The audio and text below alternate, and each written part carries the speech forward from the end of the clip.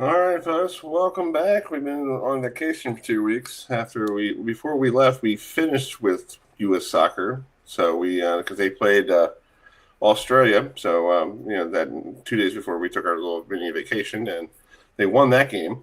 And last night they were sleepless in Seattle last night. Losing 4-1. Oh yeah. And so we got a great show lined up for you. We're getting into our college football kickoff this year because Big 12 started today, and this time next week we'll be in North Carolina, Adam.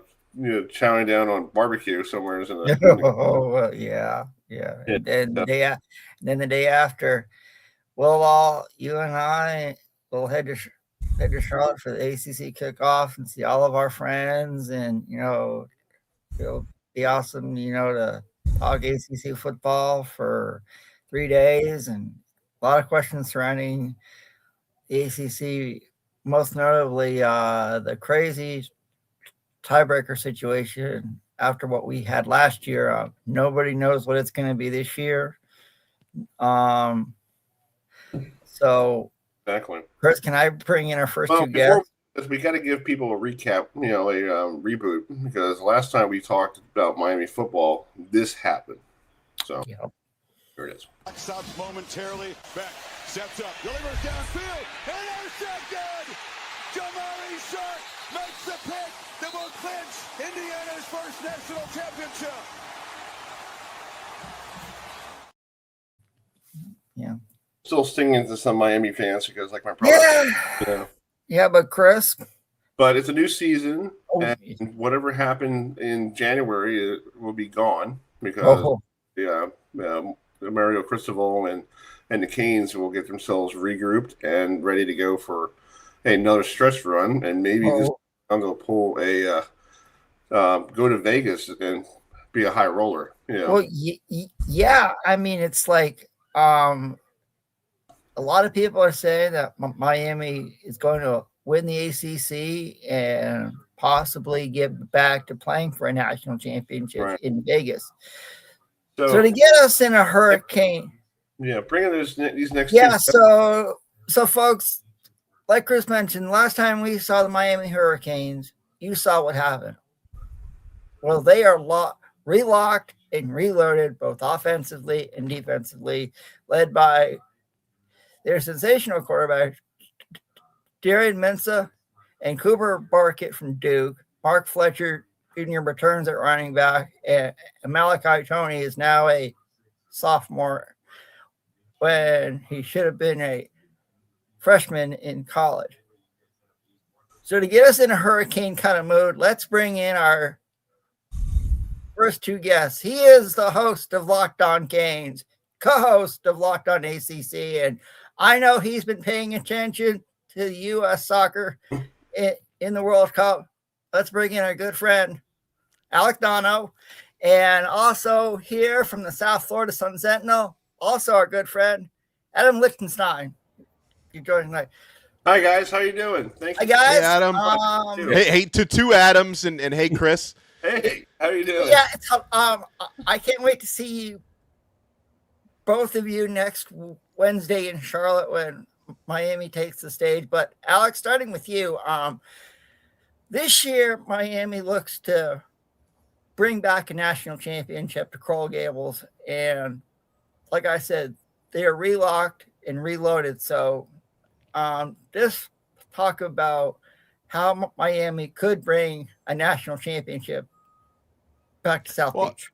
I mean, I guess normally you'd probably start with the quarterback, but given that this is a Mario Cristobal coach team, I'll start with the trenches because they're replacing some important players up front. When you talk about losing Ruben Bain and Akeem Mesidor, both went in the first round of the NFL draft. On the offensive line, you lose Francis Maui-Noah, who was a first rounder. You lose Markel Bell into the draft. You lose Inez Cooper.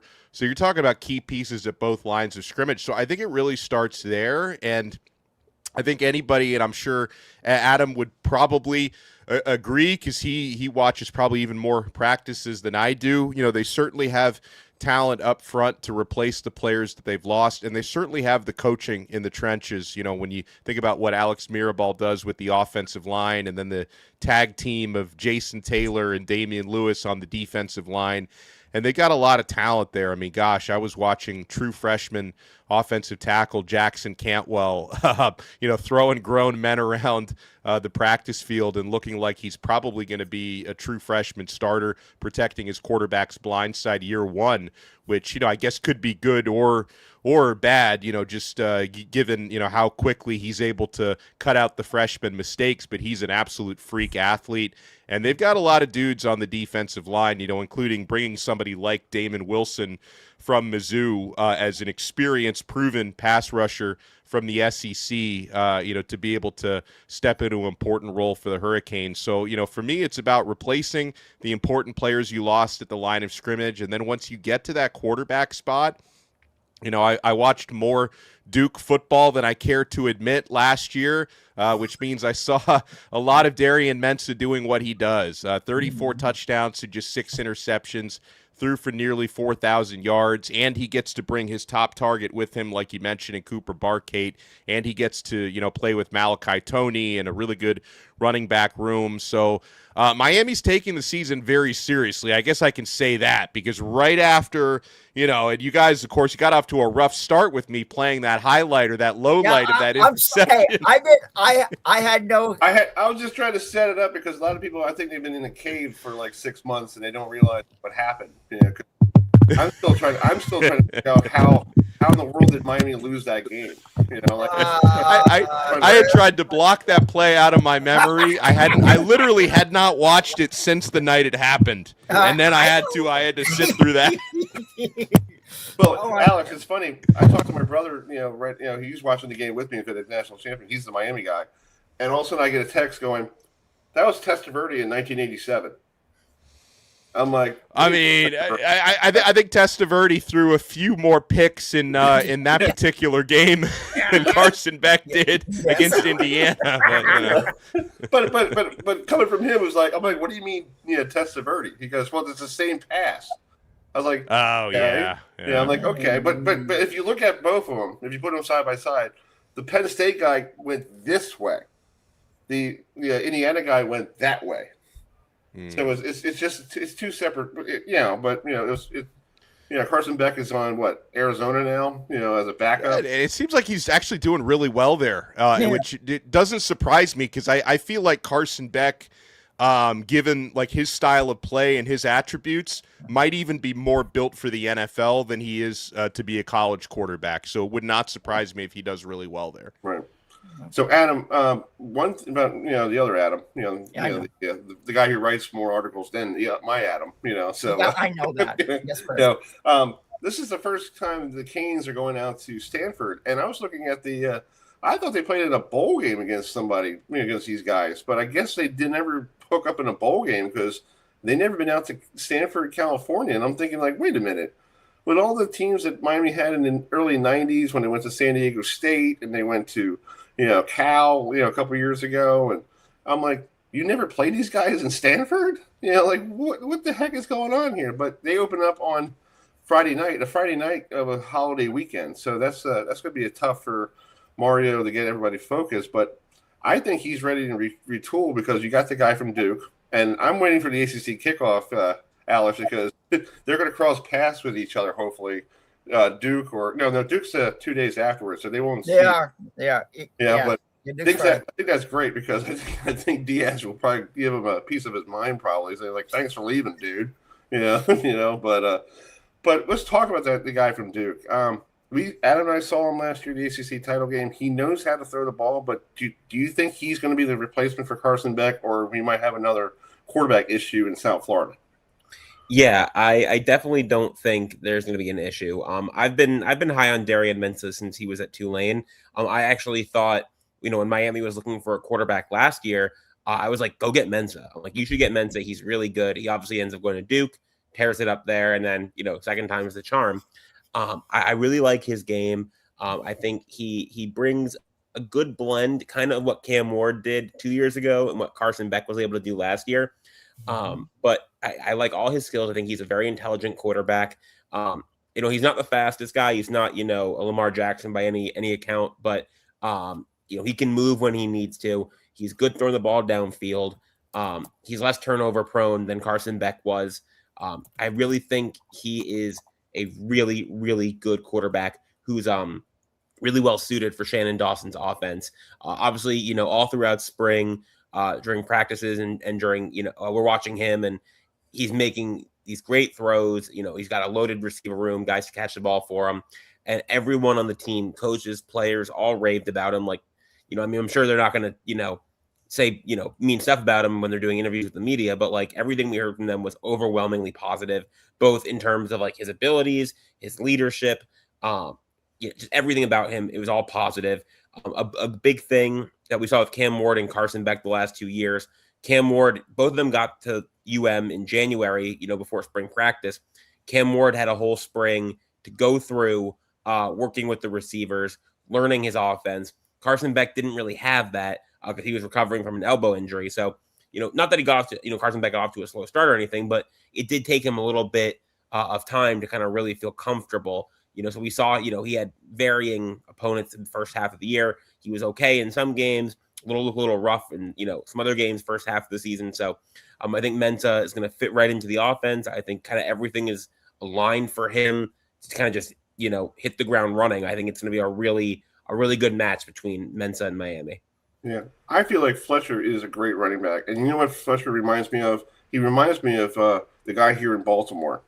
How he just just give him excuse my language, give him the damn ball.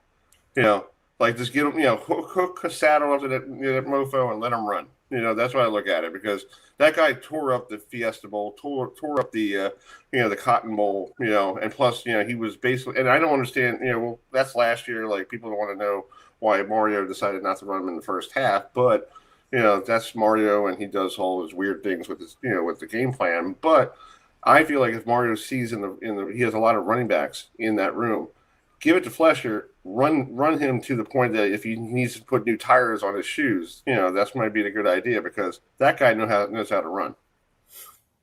And I think, I'll sorry to cut you off, Adam, but I think in the case of Fletcher, with Chris, you mentioned how many quality running backs Miami has in their room. I think they can probably limit his mileage a little bit in the regular season.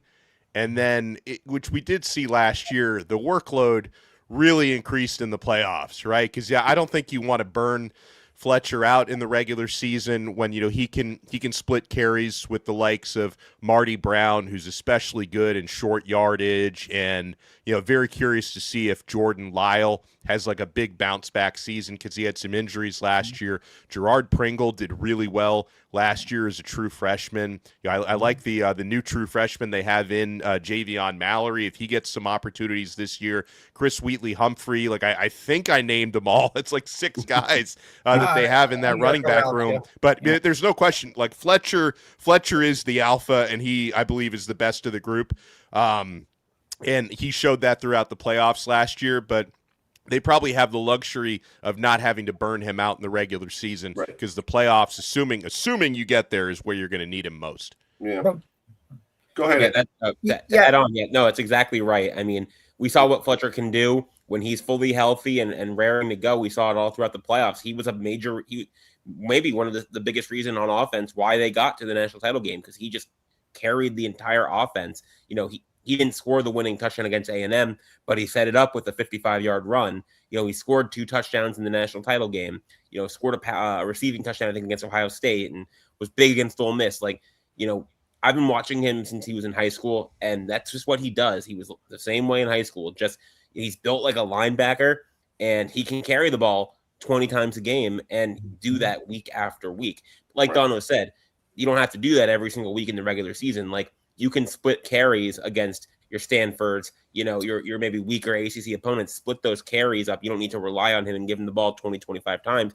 You got to keep him fresh throughout the season, so that assuming you get to the, ACC title game in the playoffs, he's ready to go. I mean, because he is so integral to the offense. Right. Yeah. I want to take a look at Miami's schedule here real quick. They open up on the road at Stanford, but if you look at their schedule, I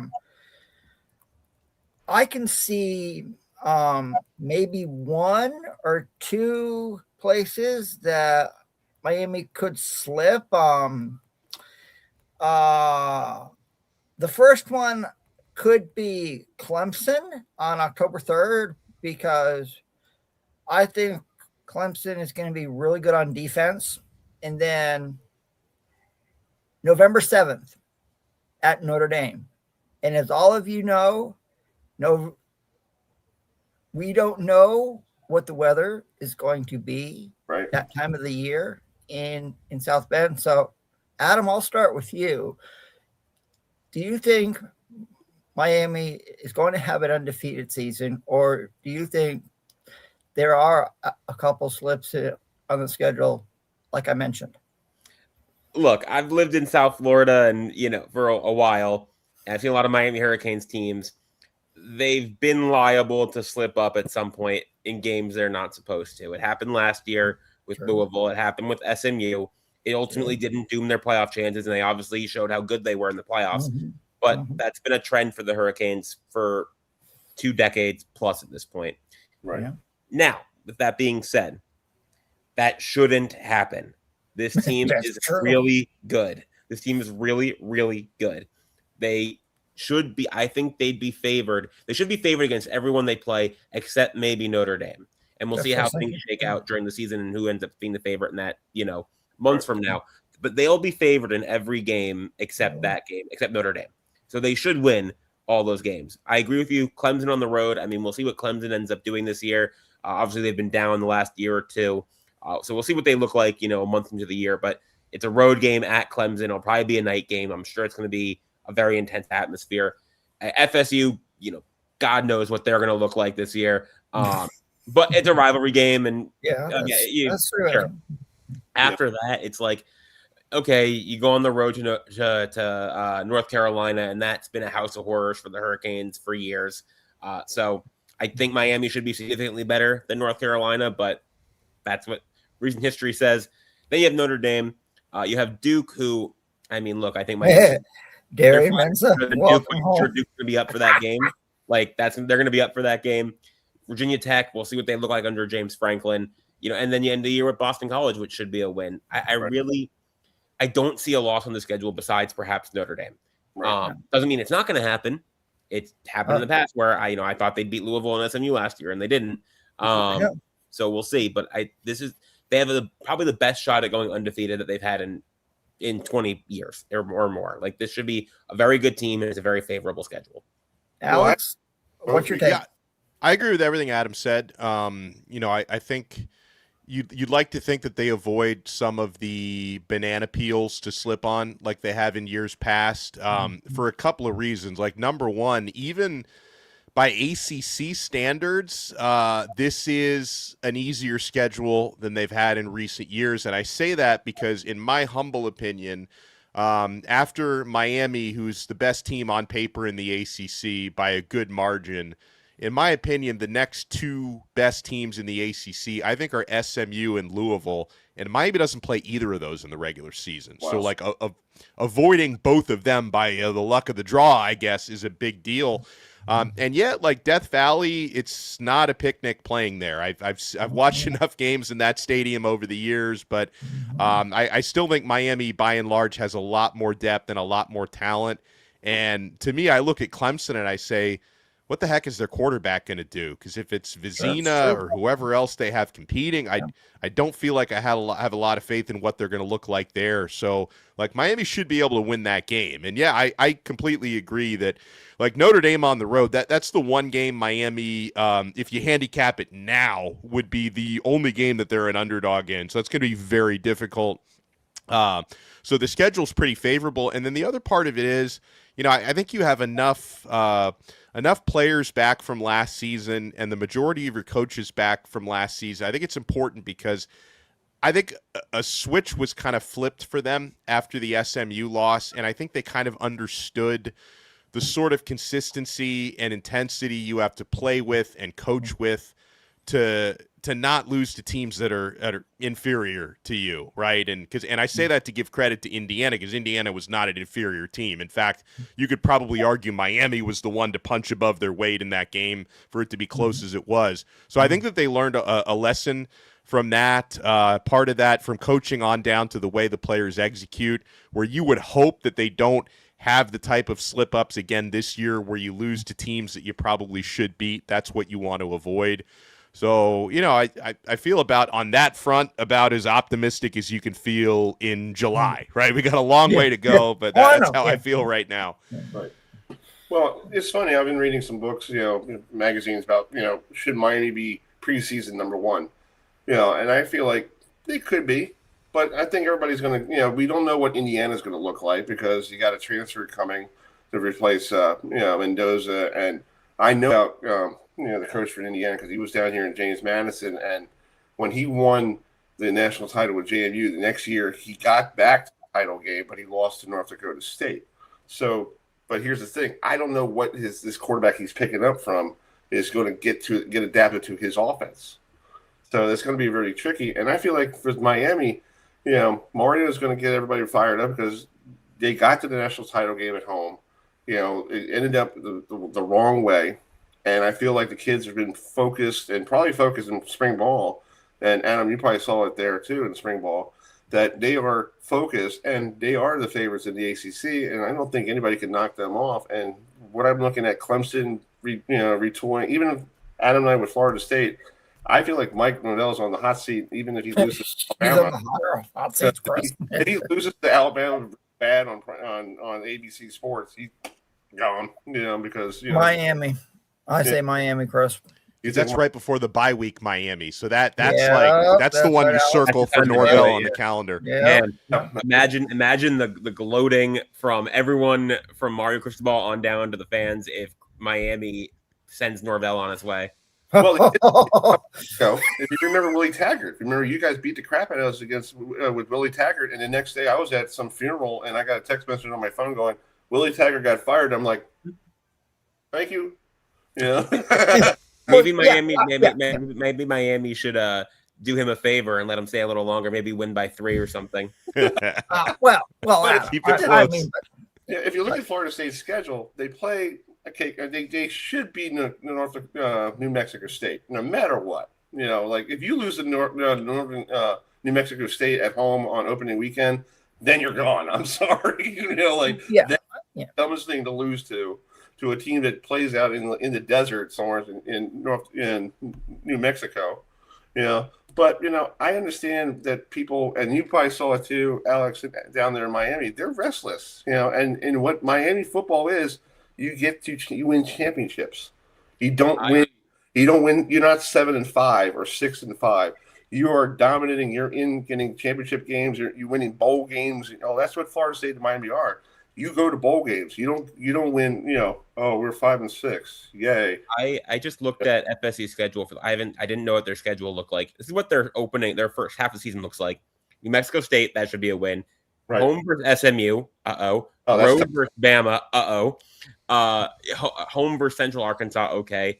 Home versus Virginia. Road versus Louisville, and then Miami. Are they going to 2-4 going into that Miami game? If that's the case, then yeah, I think Miami might put the fork in him. It's called Adam. A lot of people told me that if Florida State loses to Miami, Norvell's gone, and it's like, to me and Chris, I think he should have been gone. I'm sorry. He should have went last year. After that. Yeah, but I do want to focus on a player that is now in his sophomore year, and that is Malachi Tony. Last year he was a freshman, and he did that. And I don't think anyone expected him to do that. And he was supposed to have been a senior in high school. So, Alex, starting with you, we've heard about people having sophomore slumps. How do you think Malachi Tony improves after the numbers he put up last year as a freshman? I think the most important thing about Malachi Tony is he's not satisfied with what he did last season. Like, he's always looking for ways to get better and to get stronger. So like, there's no complacency with that guy. You probably, you guys and probably a lot of your viewers have seen some of like the documentary footage on Tony. Shows up at the facility 5:30 in the morning every day when most of us are comfortably asleep still, and he starts catching passes in the jugs machine, and then he goes in for treatment. Like, he's there hours before anyone else arrives. He's probably there hours after a lot of other people leave the facility, and that's, that's how he was when he arrived at 17 years old. I mean, he's a consummate professional. He's one of the hardest workers that I've had the privilege to cover. So I don't think there's any chance that complacency sets in. And, with Tony being so young still and having been so young last year, like, he's still physically maturing, right? And he's gotten noticeably thicker. He's gotten stronger. I don't think any of that has been at the expense of his speed. So I think Tony's going to continue to become even more of a weapon in terms of like the numbers that he put up. I don't necessarily think he's going to put up as big numbers this year as he did last year, and I don't think there's anything wrong with that, because I look at his situation of, having Malachi Toney and Cooper Barkate on the field at the same time, and then the third receiver is going to be another great player at any given time, whether it's Josh Moore or Cam Vaughn or Dre Jacobs, that if teams are, if you're going to double somebody, obviously Tony's going to be the guy, and then that's going to leave, I think, a lot of real estate open for Barkate and whoever else is on the field. So I think, honestly, Tony may have to sacrifice some catches to take attention away from other players, because I'm sure like later in the year last year, opposing defensive coordinators, of course, they saw what Tony was doing and they tried to figure out, okay, how do we key in on this guy? And now you've got a whole off season to do film study. So there's going to be more attention on Tony than ever. I still think he's going to get his, because he is so quick and such a good route runner, but I do think he's going to get so much attention that somebody like Cooper Barkate is going to be one of the happiest receivers in the country, because he's not going to see many double teams. Right. Yeah, I think you hit the nail on the head. I was going to say the exact same thing. Like, I feel like people might end up looking at the stat sheet in November and being like, Malachi Toney only has 60 catches for 800 yards. Oh, wow, sophomore slump. Like, he's having a bad year. And it's going to be like, no, Cooper Barkate also has 60 catches for 800 yards. And, Josh Moore and Dre Jacobs and all those guys are putting up numbers. Like, I think the receiver room, nothing against TJ Daniels, who's now in the NFL, and Keelan Marion, like, they were solid last year. But the receiver room, I think, is significantly better this year. So, like, if Tony might not have the 1,000 yards and 100+ catches this year, but I think he's going to be really good. He's going to be good. I don't see any reason why he would be any worse. The stats might not be as gaudy, but I think he'll still be an excellent wide receiver this year. Yeah, and there is one more thing I want to bring up, and Alex, you actually brought it up with Kenton Gibbs on the recent Locked On ACC podcast. Called Cut. If you haven't watched it yet, I recommend you go do, because let's talk about the tiebreaker. And I know, Alex, you and Kenton did bring it up, and I will say this, Alex, I don't think Kenton is going to be the first person to ask about it, because I have been thinking about this like for months and months and months, and it's like, and we still haven't heard anything yet. And I hope we hear something in Charlotte next Wednesday when we're all there. So, Alex, how do you think what do you think the tiebreaker will be this year in the ACC?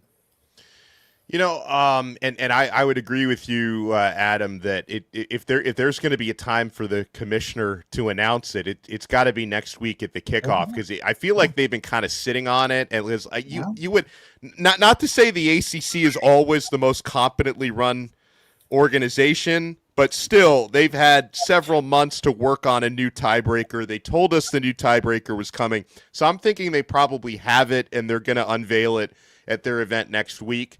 So one thing, and I know this is a big one that my Locked On ACC co-host Kenton Gibbs harps on You definitely, if you're in like a multi-team tie, obviously if it's 3 or more teams, you can't do direct head-to-heads. But then, the winning percentage of everyone's conference opponents, that should probably be one of the number one things that comes into a multi-team tie. Like somehow Duke got through even though they didn't have, like their opponents didn't have a stronger record than anyone else's. It really makes no sense looking back on it. So that's one major thing. And then the other major component is if you have a multi-team tie for one of those ACC championship game spots, I do believe, and a lot of this is based on speculation, and there could be some calculated leaks there, that one of the big tie-breaking criteria is going to be college football playoff ranking, right? Yes. Because if you have a situation where like Miami and Duke and Louisville or whoever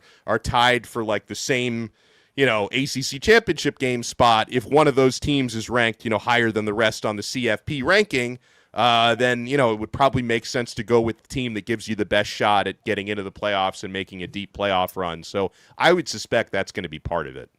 Adam, your thoughts? Well, I don't know if you saw, my dog was joining the show for a moment there.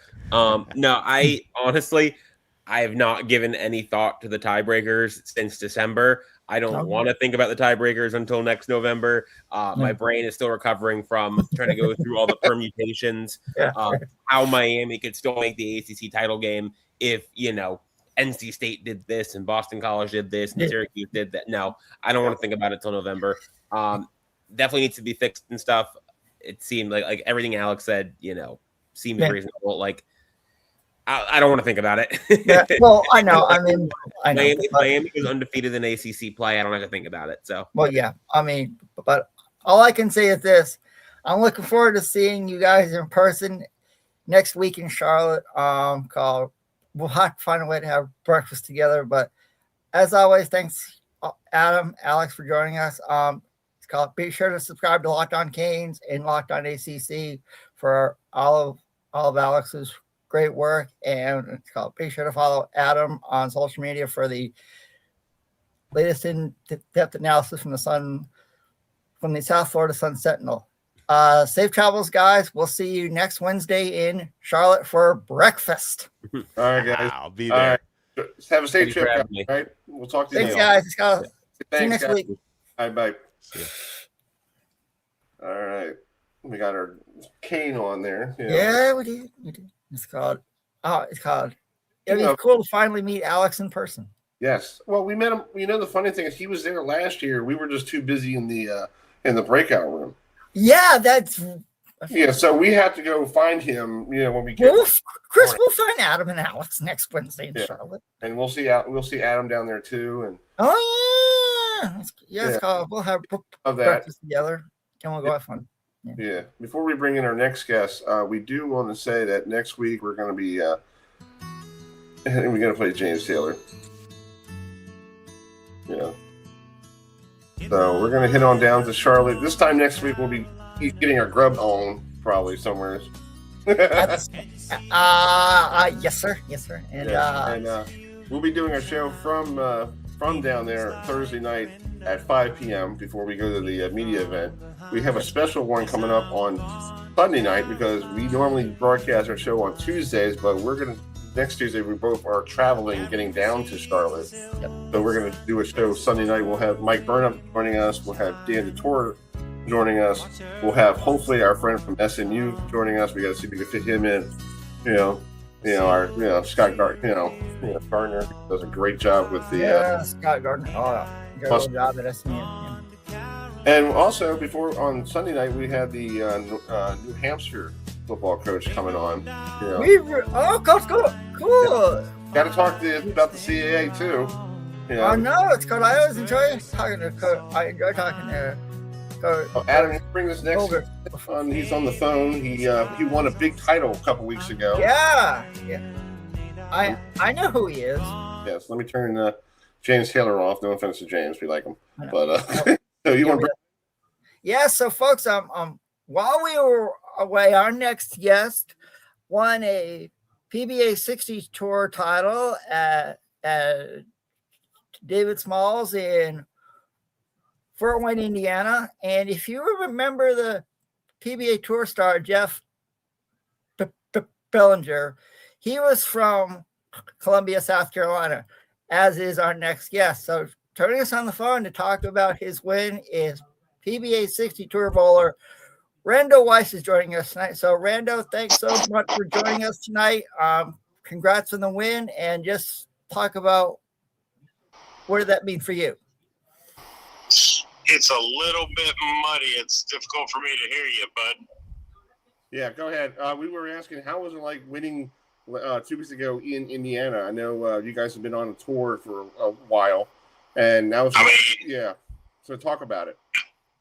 Yeah, it was pretty awesome. Felt like it was a long time coming, and glad we finally got over that hump and working toward that for a very long time. So definitely felt awesome, and like something I always thought I could do, and then it finally happening, like confirming it. That's a hard to describe, a pretty great feeling. It's what you work your whole life for.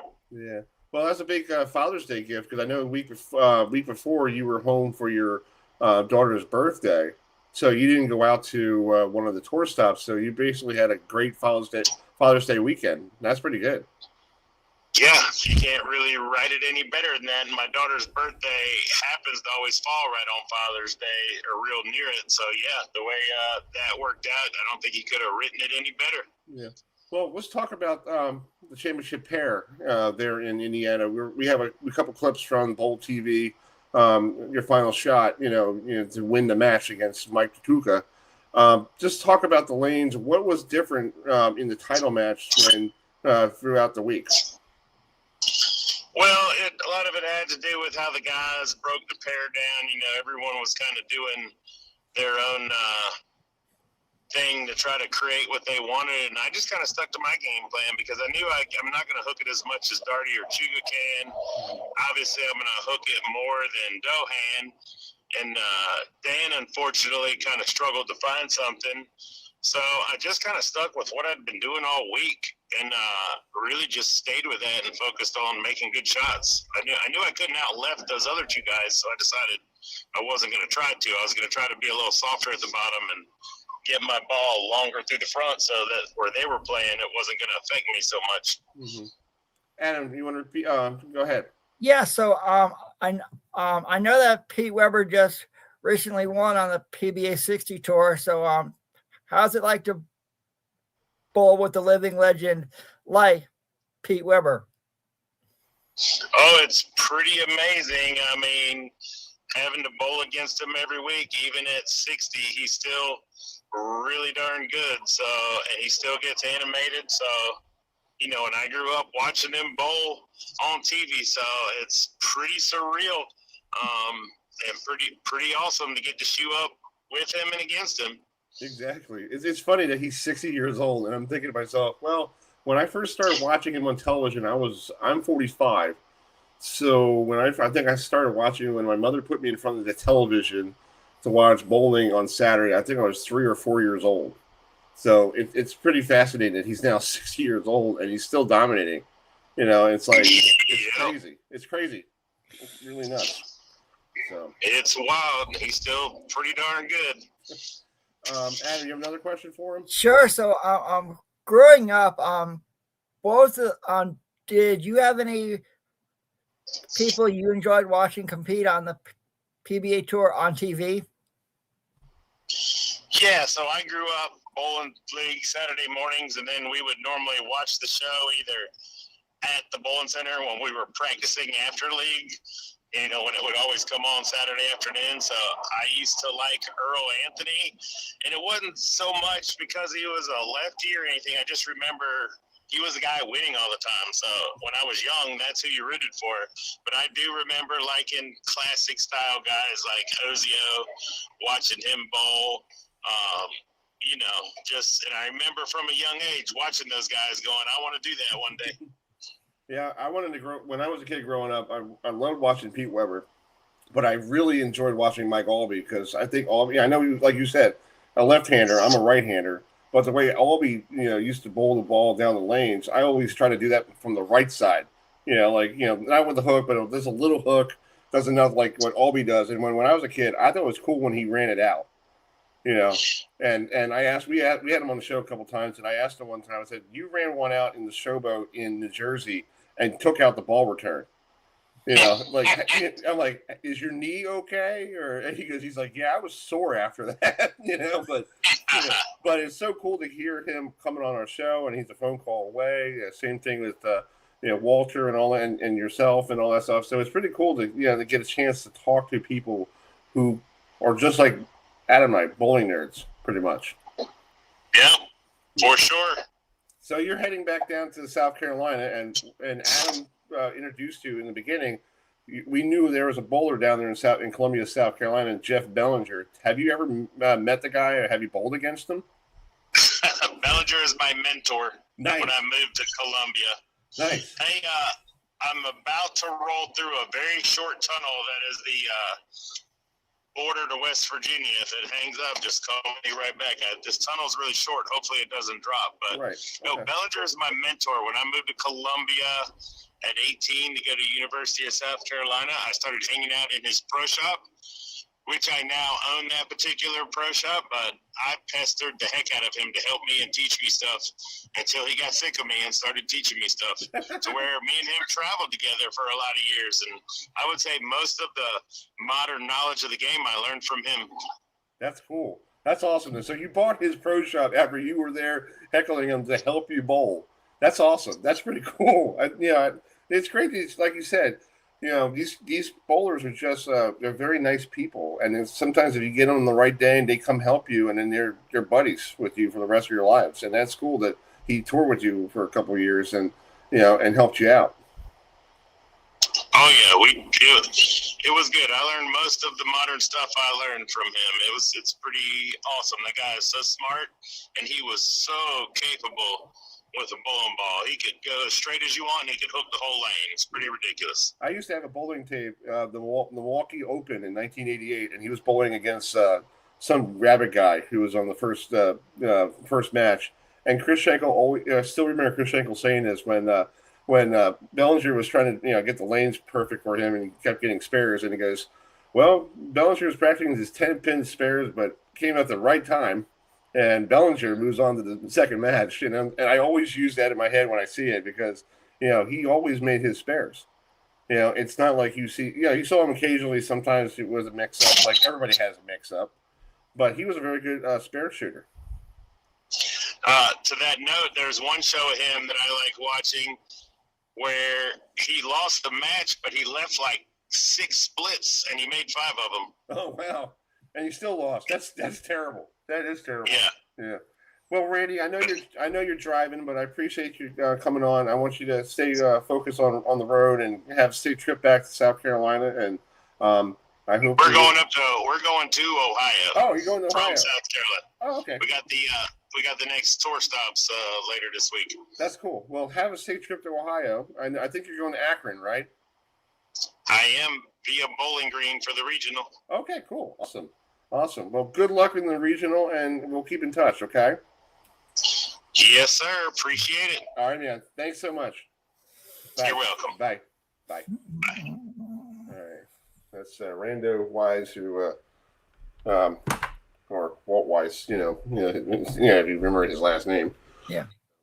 So that's pretty cool. So he won that we had David Small on the last. We did. Yeah, 2 weeks ago. And he celebrated a birthday. He did. Happy birthday to Dave and what he does. A Maryland native from Crawford. He is a Maryland native. Yes, he is. Yeah, I saw that when I got him on Facebook. I'm like, Crawford, Maryland? I'm like, how in the world did you get out to Indiana, son? I don't know, but hey, Chris. Yeah. It's time to talk CAA football. Yes, and this is a new team. Well, they're not new. They dominated the Northeastern Conference for 25 years. And this year they're joining the great CAA. We want to salute to our commissioner, Joe D'Antonio, for finding this great school. And plus they got another school, Fairfield, coming in next year. So we'll talk to Fairfield Road. But we have the head coach on. Adam, you want to bring him in? Yeah. So, folks, last year, our next guest, his team was in FCS Independent School, and And like Chris just mentioned, they are joining the CAA, and they are based in Fairfield, Connecticut. So let's bring in the head coach of the Sacred Heart Pioneers. Head coach Mark Nofri is joining us tonight. Coach, thank you for joining us tonight. And what's your take on coming in to the CAA after basically dominating in the Northeast Conference? Well, thanks for having me, guys. I appreciate the time and asking us to join. It's going to be a challenge, I can tell you that. I mean, it's one of the 3 best FCS conferences in the country, next to probably the Big Sky in the Missouri Valley. Every year they put anywhere from 3 to 5 teams in the playoffs. There's no slouches from top to bottom, and every week you got your work cut out for you. So it's going to be a challenge. I know our school and our players and our coaches are excited about joining the CAA, and like I said, it's a challenge for us, but we're looking forward to it, and looking forward to get going here this coming fall. Yeah. Well, talk about the transition. Last year you were an independent, so you went out to Montana and played Montana. And to me, I was like, wow, that's a long trip for you guys. But you hung in there against Montana. So, but you coming to the CAA, you got New Hampshire has always been great. With we have Ricky Sanders, who's now at University of Pennsylvania. You got a new guy took over the program. Down at Towson, we know Coach Shimrick, who does a fantastic job with Towson football. I know he's building a program that was kind of bad the last 4 or 5 years before he showed up. So for you, you've been there at Sacred Heart for a very long time. So you have won titles. So you feel like, we could do this in the CAA. We just have to get off in the right start. But whoever made the schedule for you, you got to open up against the CAA opponent, and then your first home game is against New Hampshire, and you're like, you don't get any breaks before that. Yeah, it is what it is, right? I know we open up at Monmouth, who was 10-2 last year. Then we go to play UMass, an FBS school. And then, then our next game is on the road against Elon.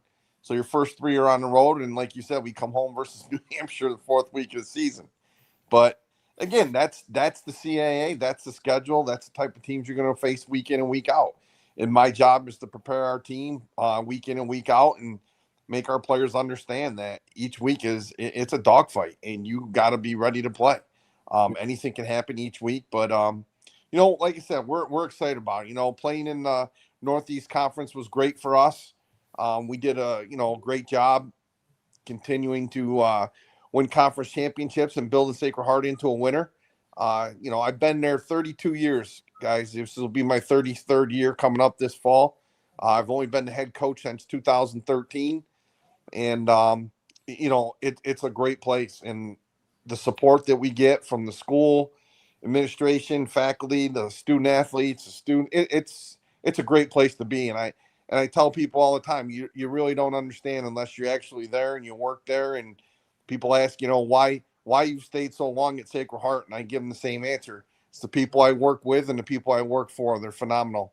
And it's a true family, and I love every minute of it. Being in the NEC was great, but the last 2 years we did have to play an independent schedule. It was tough. Breaking the news to our team that we weren't going to be in a conference in 24 and 25, and our athletic director Junie and Riccio and our senior deputy AD Mike Morrison, who both are my sport administrators, have done a phenomenal job the last 2 years searching for a place to go and trying to find the right home for Sacred Heart football. And it took a long time and a lot of work by those two, and they found us a home with, Joey D, and it's been great since we met him last July, and he welcomed us to the CAA. And like I said, Junie and Mike have done a great job finding us a place, and we're excited about it. Playing an independent schedule, that was a lot of work. Mm-hmm. That was, work to try and find 11, 12 games per year. It's hard enough when you got to go find 4 non-league games, but then try and play 12 teams or 12 games and try and find opponents where there's nothing to play for in terms of a conference championship. It was work. And I think we did a great job as a university playing a lot of different schools from different conferences. We played former NEC teams. We played schools from the MEAC. We played schools from the Ivy League. We played schools from the Patriot League. We played schools from the CAA. And then last year we ended up playing Montana, a Big Sky school, for the first time ever. And we hung around. It wasn't going well in the first half. It was, a little tough. It's a unbelievable place to play. What an experience for my team and my kids and the coaches. And we battled back. I think it was 29-22. We were down one score with about 6.5 minutes to go, after being down 29-7. But I give credit to our kids. They didn't quit. It's an intimidating place to play. It's sold out. It's loud, and obviously, Montana was ranked, I think, number 4 in the country at the time. So, I'm proud of the way our kids battled back and hung around. We kind of fell apart in that last 6 minutes, and they pulled away. But that's what great teams do. And Montana was a great team last year. They made it, I think, all the way to the quarterfinals or the semifinals. My fault, semis. So week in and week out, every year you see Montana's in the top 5 for a reason. Right. And now with the subdivision losing North Dakota State, who's now in the Mountain West now, it seems like it's an open season for anybody now, because James Madison's now in the Sun Belt, Delaware's in the Conference USA, North Dakota in the Mountain West. So it's basically this whole subdivision is like wide open. So if you get something going in the CAA, you could actually make some noise in the postseason. And you saw it last year with Villanova, who are now Villanova. They're in the league now, but they've made a noise. And we like Coach Mark. He's a great guy. We wish him well, and we'll try to get him on the program, before the camp opens. But it's good for them to go to the Patriot League. I feel like why did you go down to the Patriot League? This is just personally my opinion, because the CAA is such a great. To me, the CAA reminds me of the SEC. Like every week everybody beats the snot out of each other. We played last year in our we finished 8-4 and as an independent, and 3 of our losses were to Montana, who was 4th, Lehigh, who I think got as high as number 3, and Villanova, who ended up in the quarter or the semifinals. Right. So we played, we lost to 3 teams that were all ranked in the top 8 at one point or another. And Villanova, they just got hot at the right time, and they have a very good program. Obviously, Coach Ferrante's done a phenomenal job there. And, you talk about a team that's always in the playoffs every year, and they got hot at the right time and got all the way to the semifinals, and we were pulling for them, to win the whole thing. But, and it can be done. Like you said, it can be done. North Dakota State's gone, Delaware's gone, JMU's gone. But, you hit on a point where, they're going to the Patriot League. Well, so did Richmond, and so did William and Mary. Yep. So, how strong is the Patriot League going to be now when you lose those 3 schools? Yeah. Go ahead, Adam. Go ahead. So, Coach, who are some of the players that we need to keep an eye on this year for you guys at Secret Heart? Well, I'll start offensively for you. Sure. Obviously, my quarterback, he's a redshirt sophomore this year, Poochie Snyder. He stepped up last year. We gave him we were rotating him and John the first 2 games of the year, and then kind of Poochie started playing a little bit more consistent. We gave him the job after week 3 or week 2 full time, and he did a phenomenal job. And we rotated John in at times and used John in different ways. But Pooch did a great job for us in terms of what you want your quarterback to be. I mean, he's all and everything that you want in terms of leadership, stability, tough kid, smart, can run and throw, which we like to run our quarterback at Sacred Heart, and did a great job. He made us go, at the quarterback position. We had a veteran offensive line last year with 5 fifth-year kids, so most of them are gone. I am returning the right tackle, Tim Suk. He's coming back for a 6th year. He's 6'7", probably about 330. I think he's a legitimate pro prospect. I would also say my running back last year was Mitch Summers, a freshman, a true freshman from North Carolina, that rushed for over 1,000 yards. And that was when my first 2 tailbacks went down in the first 2 games. Mitch got in there, and he never looked back once he got the job. But we ended up having 3 backs last year that did a really good job for us. Mitch Summers was a true freshman. Chuck Webb was a redshirt sophomore who got hurt and came back. And then we had a grad student last year as well who did a great job for us. And the three of them did well. But, Mitch was, for a true freshman, he did a phenomenal job. Great job. And then when Chuck came back and was healthy, we had like that two-headed monster that you were looking at. And they did a great job, offensively between Poochie and Mitch, Tim Suk. I think we got a really good two tight ends in Jimmy Casey and Logan Lyson. And on the outside, in terms of receiver, we're returning Jason Palmieri and Dean Hangey, the two kids that have been on the field for us.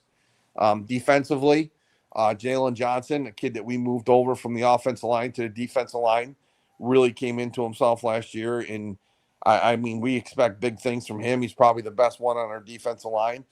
We got a player back that we lost a year ago, Jameer Armstead, who's a defensive end. So there's two kids right there on our defensive line that we're excited about. We're returning one of our corners who will be a fifth year, Kenny Selby, who's done a great job. And we're looking, for him to be a leader again as well. He was voted captain this spring again for the second year. And then at the safety position, I think is one of our best athletes on the whole team is Kamari Latney. He's going to be, he played as a true freshman. Last year he was a sophomore. This year he'll be a junior. So he's had 3 years of playing experience already. And I think overall on the team, he may be the best athlete on both sides of the ball. But those are some of the kids that I think that stand out for us and that we're relying on. We do have some good kids coming back that are good role players. I look at it as I got some good talent, but talent doesn't always just win you games. We talk about it as a team, and you can see right here in some of those clips, that was our fifth-year running back right there, Trey Eberhardt last year, who got hurt at the beginning of the year and came on towards the end. And like I said, we ended up with three backs last year. But I do believe that you got to have talent to win, but also there's other things that come into play. And I talk about this with my team all the time. You got to be tough. You got to be physically tough, but mentally tough. You got to be able to overcome adversity when it hits. And the key to this whole thing is, what is your chemistry like? What's the continuity and what's your senior leadership like? Right. If you got senior leadership and your kids are playing hard and they're playing together and they truly believe in one another, you got a fighting chance. And that's kind of what we started building. After the season, they go home for, Thanksgiving, Christmas. When they come back in January, we start building on that chemistry. My strength coach, Coach Fee, one of the best in the country. I love him. The kids love him. We're lucky to have him. We talk about it all the time. What are you going? Nobody cares that you're tired. Nobody cares that you're sore. What are you going to do different to separate yourself? Because everybody in the country is lifting and running and working out and doing extra. And we talk about accountability within the team, playing for the love of the game, playing for the love of your teammate. How much do you like football? When I recruit kids, I go back and I talk to them about, I want kids that are football junkies. Okay. I want kids that play football because they love the game. They don't play it because it's the cool thing to do in high school or because they're good at it. They play the game because they love the game and they like to watch film. They like to lift weights. They love to practice. Those are the kids that I want that are in our office watching extra film. Those are the type of kids you build with. And that's what we look for when we recruit. And Coach Fee does a great job kind of molding that culture into the lifting part. We lift early in the morning. We lift, 6, 7 o'clock in the morning during season. Out of season, we're lifting around 7 or 8 in the morning. And, Coach Fee talks about it, here it is the end of January. You got to get up early and it's cold and snowing and you're going to lift.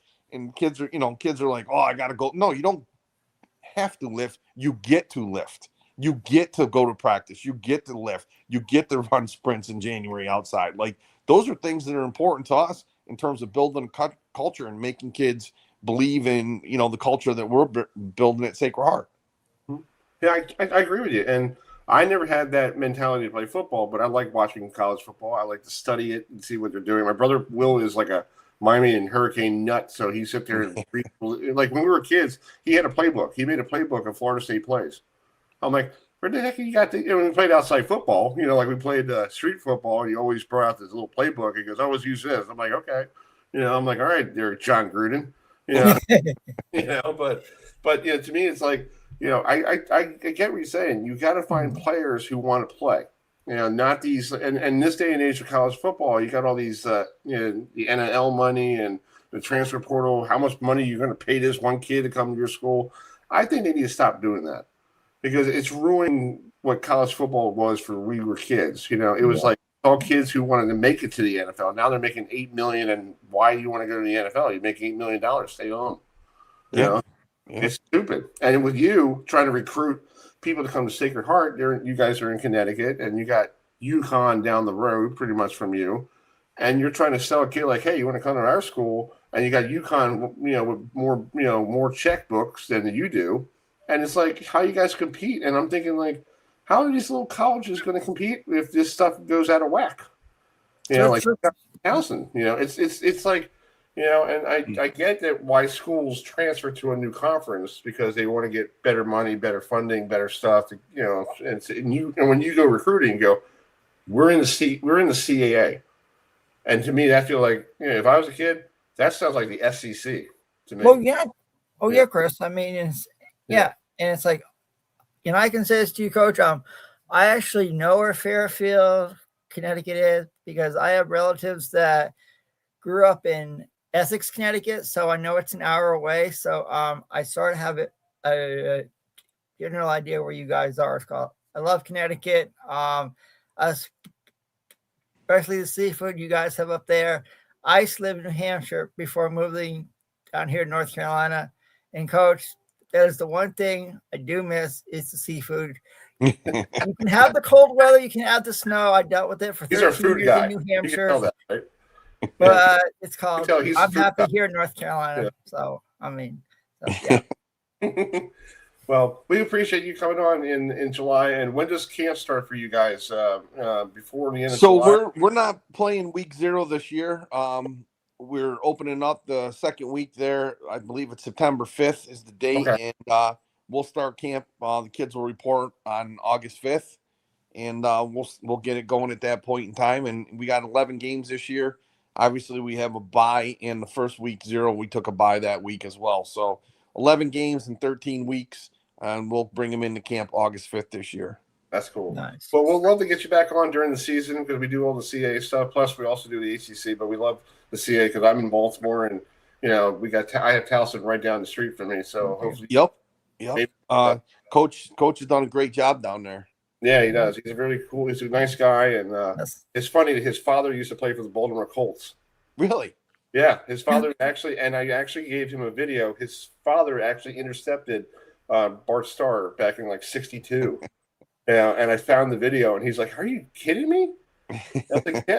So it's like he's a cool guy, and he's always. And you guys are really good with your time. And I know a lot of people have vacations right now, but I appreciate you coming on, and good luck with getting ready for camp. And we'll talk to you middle of August. Okay. All right, sounds great. Thanks for having me, guys. All right, Coach. See ya. Bye. Thank you. All right, that's the Sacred Heart head coach. Newbies in the CAA. Yeah. So we'll talk more CAA football throughout the month of July. When we get back from kickoff, we'll have people from Stony Brook going to be joining us. The coach from Stony Brook. We're going to work on we'll have New Hampshire on Sunday night at 8. Yes, we will. So we'll have some good football for you now until the kickoff in week 0 when Florida State takes on New Mexico. I know we did this in the beginning for the Miami situation, but we got to refresh what the heck happened last year in Tallahassee. So, Chris, we have to do this. This is I know that. Part of our therapy, man. I know.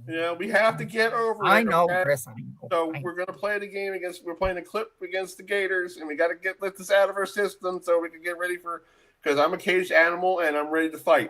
Chris, I've been a caged animal since like June. Okay. Okay, so here it is. So here's the clip. Jason. I think it would have been upheld as well. People are going to look at that screen grab and say it should have been a first down, but the call on the field was turnover on downs, and Jaden Bach continues to feast. He's fired up. He is a beast. I mean, just a simple zone play. At least that's the only. That's We're done with Chris. So with Adam, you want to bring our next guest? Yeah. So folks, if y'all, it's called if you have been living under a rock and you don't know who Chris and I pull for, because last year it was not easy to wear the gold and garnet. This year, Mike Norvell. Because I have to. Yeah. My Mets Mike stick. Norvell is on the hottest of hot seats down there in Tallahassee, and his schedule, it's called, when you start your ACC schedule against SMU on Labor Day night, So joining us now to talk some Florida State football is our good friend, the host of the podcast, Double Fries, No Slaw. It is TJ Pittinger is joining us. So TJ, as always, thanks so much for joining us. Florida State has a lot of questions going into this upcoming season. So what are some things that you're looking forward to hearing from Coach Norvell at the ACC kickoff? I don't know. I don't have a great answer for that. I feel like he holds a lot of things close to his chest. Like, we've seen him now for 6 years. Like, we understand he's not going to say a lot. He's not going to be super transparent. I don't even mean that in a good way, bad way. You kind of know who you're dealing with in that situation. He knows the pressure. He knows the narratives. I don't think he's on social media like we are, but he understands what the fans think, what the national expectations think. He knows what the Vegas win total is. Like, he's not dumb to all that. So, okay. He's not going to say anything. He's going to talk about being excited about this group and how this is a new opportunity, and they did some things good last year, and they think they've gotten a little bit better in certain areas where they struggled in 2025, heading into 2026. I think Mike is a good guy. I don't mean this as a shot, what I'm about to say. He exemplifies coach speak to the, like, when there is a picture of coach speak in the dictionary, Mike Norvell's picture is right next to it, like that. And I don't mean that in a bad way. I'm not saying he's a bad person. He just holds a lot close to the vet. He's going to say, all the cliches of we're going to work hard and I'm excited about this group and this is a new year and all that. Like, just write it down. Those are the things he's going to say. So I don't even have a great answer for you on what I want to hear from him, because I don't. Yeah, he is incredibly consistent. And I don't mean that, again, I'm not taking shots right now, but he is incredibly consistent. He says the same things, whether they're 2-10 or 13-0. He believes in emphasizing the work. I think he tries really hard. I think he understands what the outside noise is, expectations. He does his very best to get his players to lock in. But I truly don't think there's going to be anything he says that is revealing in any way. So even though we're all three Florida State guys, he's the person I'm probably least interested to hear from at media days, because I don't think he's, now some of the guys they're taking, Ashton Daniels, super excited about that. But I don't think Norvell's going to say anything that's like that noteworthy. And that's not a shot at him. That's just who he is. Right. That's true. That's true. And TJ, it's funny. My mother talked to me a couple weeks ago, and she goes, "You're going down to the ACC kickoff, right?" I'm like, "Yeah." She goes, "Are you going to be a nice guy down there?" I'm like, I'm like, I started laughing at her. Like, Mom, no offense, but it's been embarrassing the last 2 years. Okay, like, we went from undefeated and getting knocked out of the college football playoff to 2-10 with a guy who came from Clemson, who basically, got a Dr. Pepper commercial. That's all he got.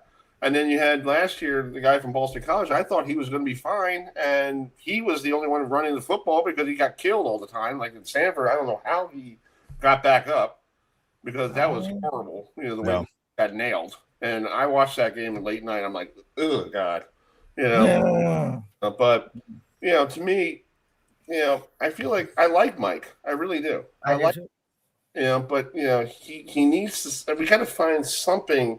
If Daniels is the guy that's going to bring us back to the promised land, that'd be great. God bless him. He found somebody. But I feel like ever since Jordan Travis left, we're still trying to find Jordan Travis's replacement, and it's not working. It's like, what you got to do with your offense. And TJ talked to him last year. About his offense. Why did Jordan know how to run it, and then you have other two quarterbacks had no idea, and now he's going to be the play caller again. So I'm like, Okay, let's see how this thing goes again. But then, we got, an easy game against New Mexico State. No offense, we should, it's almost like a practice game, but we won't see anything until the SMU game. So, if you're Mike, will you in that first game? Do you play your starter Daniel in the first quarter, and then bring in the other people and see what they look like, so you have an idea for down the road if Daniels gets hurt? Because that's what I feel like you need to do. Yeah, I mean, the first thing you got to do is win, because Right. I don't think they would fire him after the SMU loss no matter what. But I'll tell you this, he loses that game to New Mexico State by fooling around and trying to see what he's got. Like, they're not going to fire him week 0, but I'll tell you what, they lose that game, he ain't making it. Like, that's the end of the year. And can you imagine? Now, Labor Day will still be a good crowd. I'm not trying to say that, but like, that'll be the end of the year. Like, our season will be over in week 0. So I think you go out, if you get a big lead and you're up by, 28 or 35 at halftime, like you should be, as much as this Florida State roster isn't, doesn't look like a real Florida State roster that we grew up on. It's still way better than New Mexico State's, who was not a good team last year, and you should have a significant talent advantage over. So yeah, if you're up 35, I think you play them for a half. You try to get maybe one drive into the second half just to see how guys respond after that long 15, 20-minute break, and then you pull your starters if you have a comfortable lead. If you don't, then obviously you got to keep guys in longer. Yeah, I think you'd like to see guys get reps for a bunch of reasons. One, if there are injuries, you want to start to get some depth going. I also think you want to, you have to play guys in this day and era, or they're going to transfer away from you. If you don't put guys in and get them reps, they're just going to jump in the portal. So I think you try and get as many young guys reps as you can. This is not an easy schedule. You're not going to have 5 or 6 games where you get an opportunity to do that. So against New Mexico State and what's the other one they play that's really bad? Central Arkansas. Against those teams, you better take advantage when you can, because I don't think there's going to be too many more that you're going to be running up the score against people. So you better get the reps in while you can. Yeah. Like yesterday, it's funny. I was listening to XM radio and the song Blood, Sweat, and Tears came on. Like, you made me so very happy. And I used that after the Alabama game for our opening. And I'm thinking to myself, Mike, can you please make me happy again? Yeah, please. Like we need, that was such a great weekend. Like people were like coming up to me going, way to go. You knocked off Alabama. My brothers were calling me saying like, fantastic. Good job. You took out Alabama. And then we were like 3-0, and then we get to Charlottesville, and that Friday night. Don't get me started. Chris. And then like that debacle in NC State when we got the football off the guy's helmet. Brutal. That looked like one of those like bloopers that like we had Steve Lyons on. He forgot to pull down his pants in the middle of nowhere. That was basically almost like that. I was like, I don't want to see that clip anymore of the of that stuff. That needs to be like put in a garbage can and like. So TJ, you being a Florida State fan like we are since we were kids, this month, what do you like to see from Florida State this year? Is going to a bowl game satisfy you, or do you see going to Charlotte and try to win another ACC title? Yeah, I don't think they're good enough to make it back to Charlotte, unfortunately. Would I like to see that? Absolutely. If you're in competition for the ACC championship, then you're in competition for the playoff, right? And so, you win that thing and you're in, right? Unless, Duke was kind of the exception to that last year. But, I think that, I think the expectations for this team are, I don't think Mike would tell you these are his expectations, but the national perception of this team is, they're going to be fighting for a bowl game middle to late November, right? Like at best, this is a 7-win ball club based on national expectations. So to me, that's not good enough, right? I think you've got to, like, 8 wins would maybe be the best word to use. The fan base, it would pacify my expectations. At the end of the day, this is Florida State, and you should be hitting 9 or 10 wins yearly. Sure. Now, a little bit more difficult schedule, but there's no reason. It's kind of like, well, their team's not as talented. Well, who's in charge of putting the team together? It's not like the NFL where your GM sets the roster and then you got to coach it up. You are responsible for the team you built. There's no world where Florida State should be a home underdog to SMU. on Labor Day night in Hope Campbell Stadium. And that is our reality. And so, yeah, I mean, 6 wins might buy him another year. 7 wins probably would certainly buy him another year. Making a bowl would be good because you haven't done that 4 out of your 6 seasons. But, I don't think they're good enough to be in Charlotte, but I don't know that I would be. I think I would be okay with an 8-win season. I think that anything less than that is just a complete failure to me. Yeah. And, 7 wins would actually beat their Vegas win total, which is 6.5. But to me, that's still a failure. You still put together a team that won 7 games at Florida State. That's not good enough. I think 9-10 wins should be your yearly expectation at this program. And I'm not predicting that. I don't think that happens. But yeah, I 6-7. That's not good enough to me. Yeah, I mean, go ahead, Adam, real quick. Well, TJ, Ashton Daniels does come in from Auburn, and he does have starting experience. He has been put in big games. You do return Malachi Danzy and Deuce Robinson at wide receiver.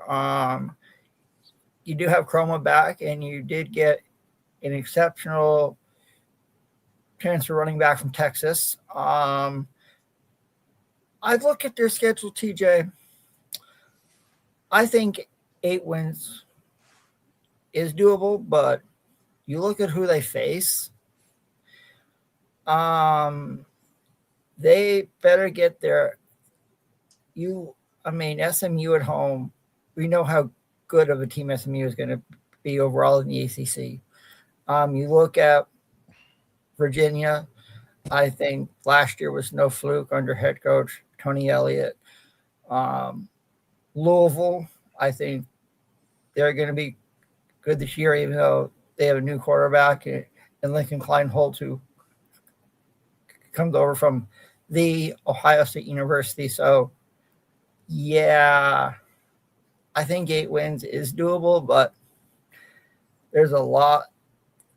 Whoever gave this ACC schedule to Florida State, it's one of the toughest, not only in the conference, but I think in the entire country. Yeah, and then out of conference, you play Alabama and Florida, who, you did beat Alabama last year, but Florida beat your head in toward the end of the year, and you've got to go on the road to Tuscaloosa. You play 6 of the top 7 teams as far as the Vegas odds go to win the conference. You are not one of those top 7 teams. And so, yeah, it's a tough schedule. Miami's going to beat your brains in, I think.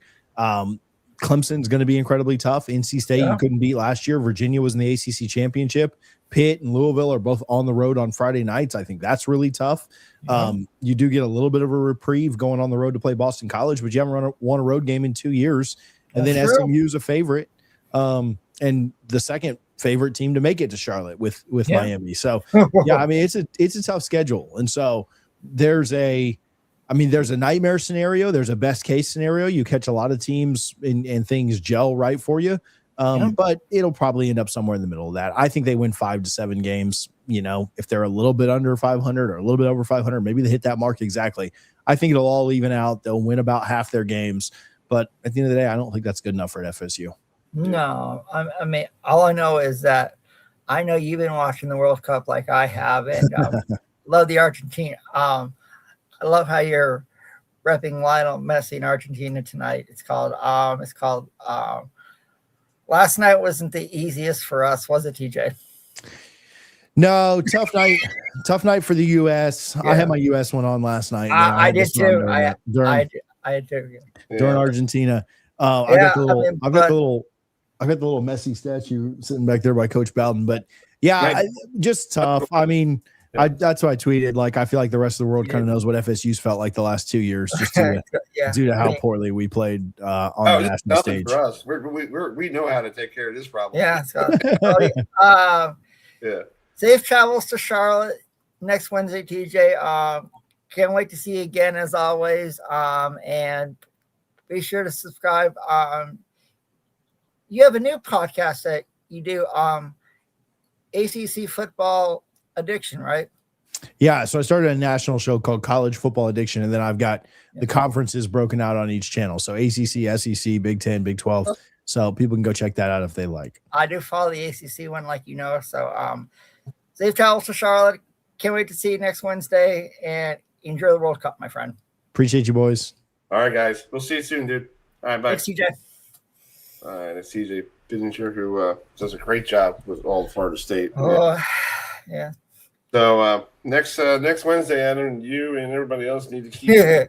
Yeah, we're going. I'm like one of those fighters, like I'm in the corner, ready to go. It's called Chris. It's called. You know how long I've been? It's called ding ding ding going. I count down the days. It's like, okay, next Tuesday I'll see you and Jen and everyone else in person, and then next Wednesday it's go time. Full bore college football, and I'm ready. Good friend Dan DeTore is down at Frisco. Yeah, he's down there for the Big 12. Yeah, yes, he'll join us on Sunday night at 8:00. So don't forget about that, folks. We'll special program this coming Sunday. We'll talk ACC football, CAA football. We even talk Frederick Keys baseball as well, because the Keys. Nice, cool. I love it. We'll have him on. And Mike Burnup will join us as well, our good tight end from Virginia Tech. Yes, we'll see. This team goes on Wednesday with Miami, Florida State, who else is Virginia and North Carolina State. So let's bring in Ben Parker, who covers the Stanford Cardinals. They have a new coach again. So hi Ben, how are you doing, bud? Doing good. How you guys doing? Doing good. Thanks for coming. Good. I think Stanford football. I think about you when I put things together. So love it. Awesome. Yeah. So we appreciate you coming on. So I don't know if you're making the trip to Charlotte this year, because I know last year you didn't. But what are you expecting at ACC kickoff? Andrew Luck has a new coach. Frank Wright's experience was over after last year. I think he did a fantastic job just to keep things playing field. He beat Florida State, so I guess he's playing golf right now and enjoying that win. So what's your expectation with the Cardinals this year?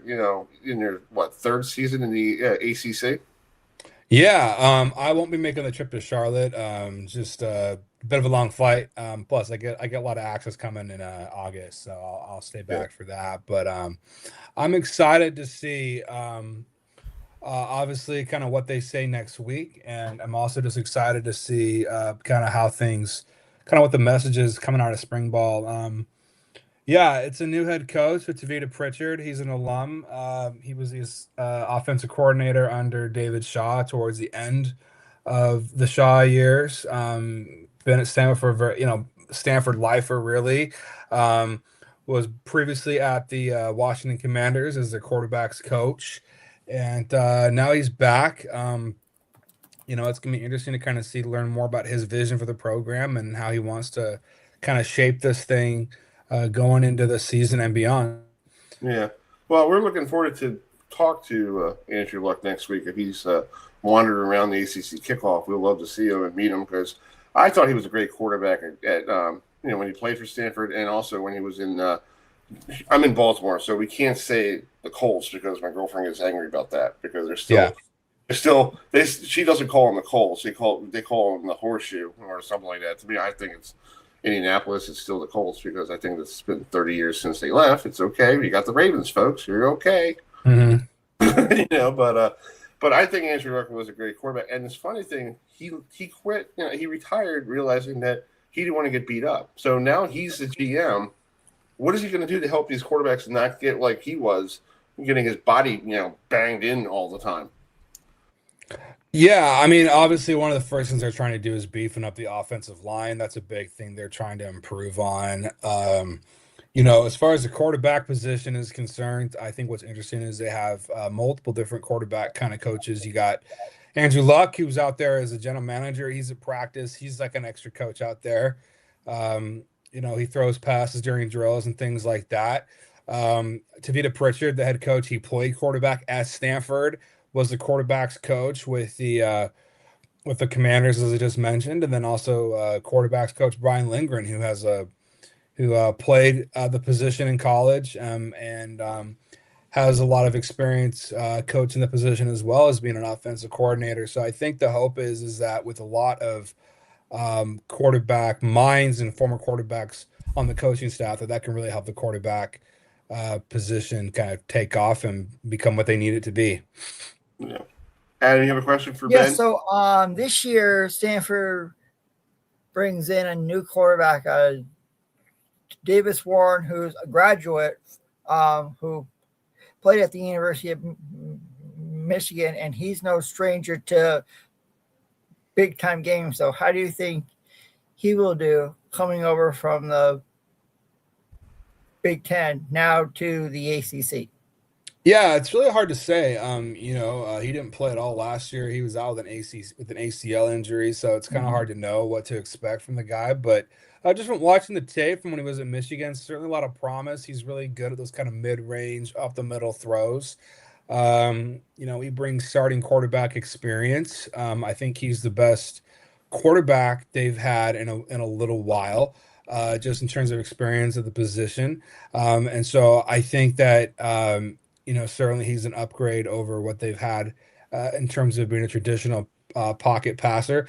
You mentioned Ashton Daniels earlier. I was watching part of your show before. Ashton Daniels, he was more of a runner at Stanford and was a little inconsistency with his throwing. So I think they're looking forward to having a quarterback that's more kind of traditional in terms of maybe more reliable thrower. But no, he's also brings a lot of leadership, and the guys seem to trust him. And so he's definitely the front runner, and I think it feels pretty certain that he's going to be the starter. That's why they brought him in. Right. So looking at the schedule, you guys play Hawaii. They come to your neck of the woods. I don't think so you play them week 0. Then you got Miami coming to town for the first time ever to Stanford. It's funny that these two schools haven't played each other in a bowl game. I thought they did. It's fascinating. Miami never made a trip to Stanford. So that's a Friday night. And then you got to go cross country after a bye week to Duke. And then you got to go back home against Georgia Tech. And then looking at the end of the year, you have the game against SMU. That could be one of those games that, like last year with Cal beating SMU on the final weekend, you guys could be the same one to knock off SMU. And if they're in contention for the ACC championship. So that could be another tough match for SMU, and for you guys could put a big feather in your cap, and by then you guys might be bowl eligible. Yeah, I mean, I think for Stanford, I think it really is. It's very cliche, but I think for them, it really is just one game at a time. I think that's really the mentality here. When you're coming off of 4-8 season, the previous 3-4 seasons were 3-9. You know what I mean? Like, I think if you're them, you're not looking that far ahead. You're just worried about Hawaii right now and winning that game, because the last time they played Hawaii beat them. Right. So they have to, you know what I mean? And then obviously Miami, they hung with them for the first half last year. The second half got away from them.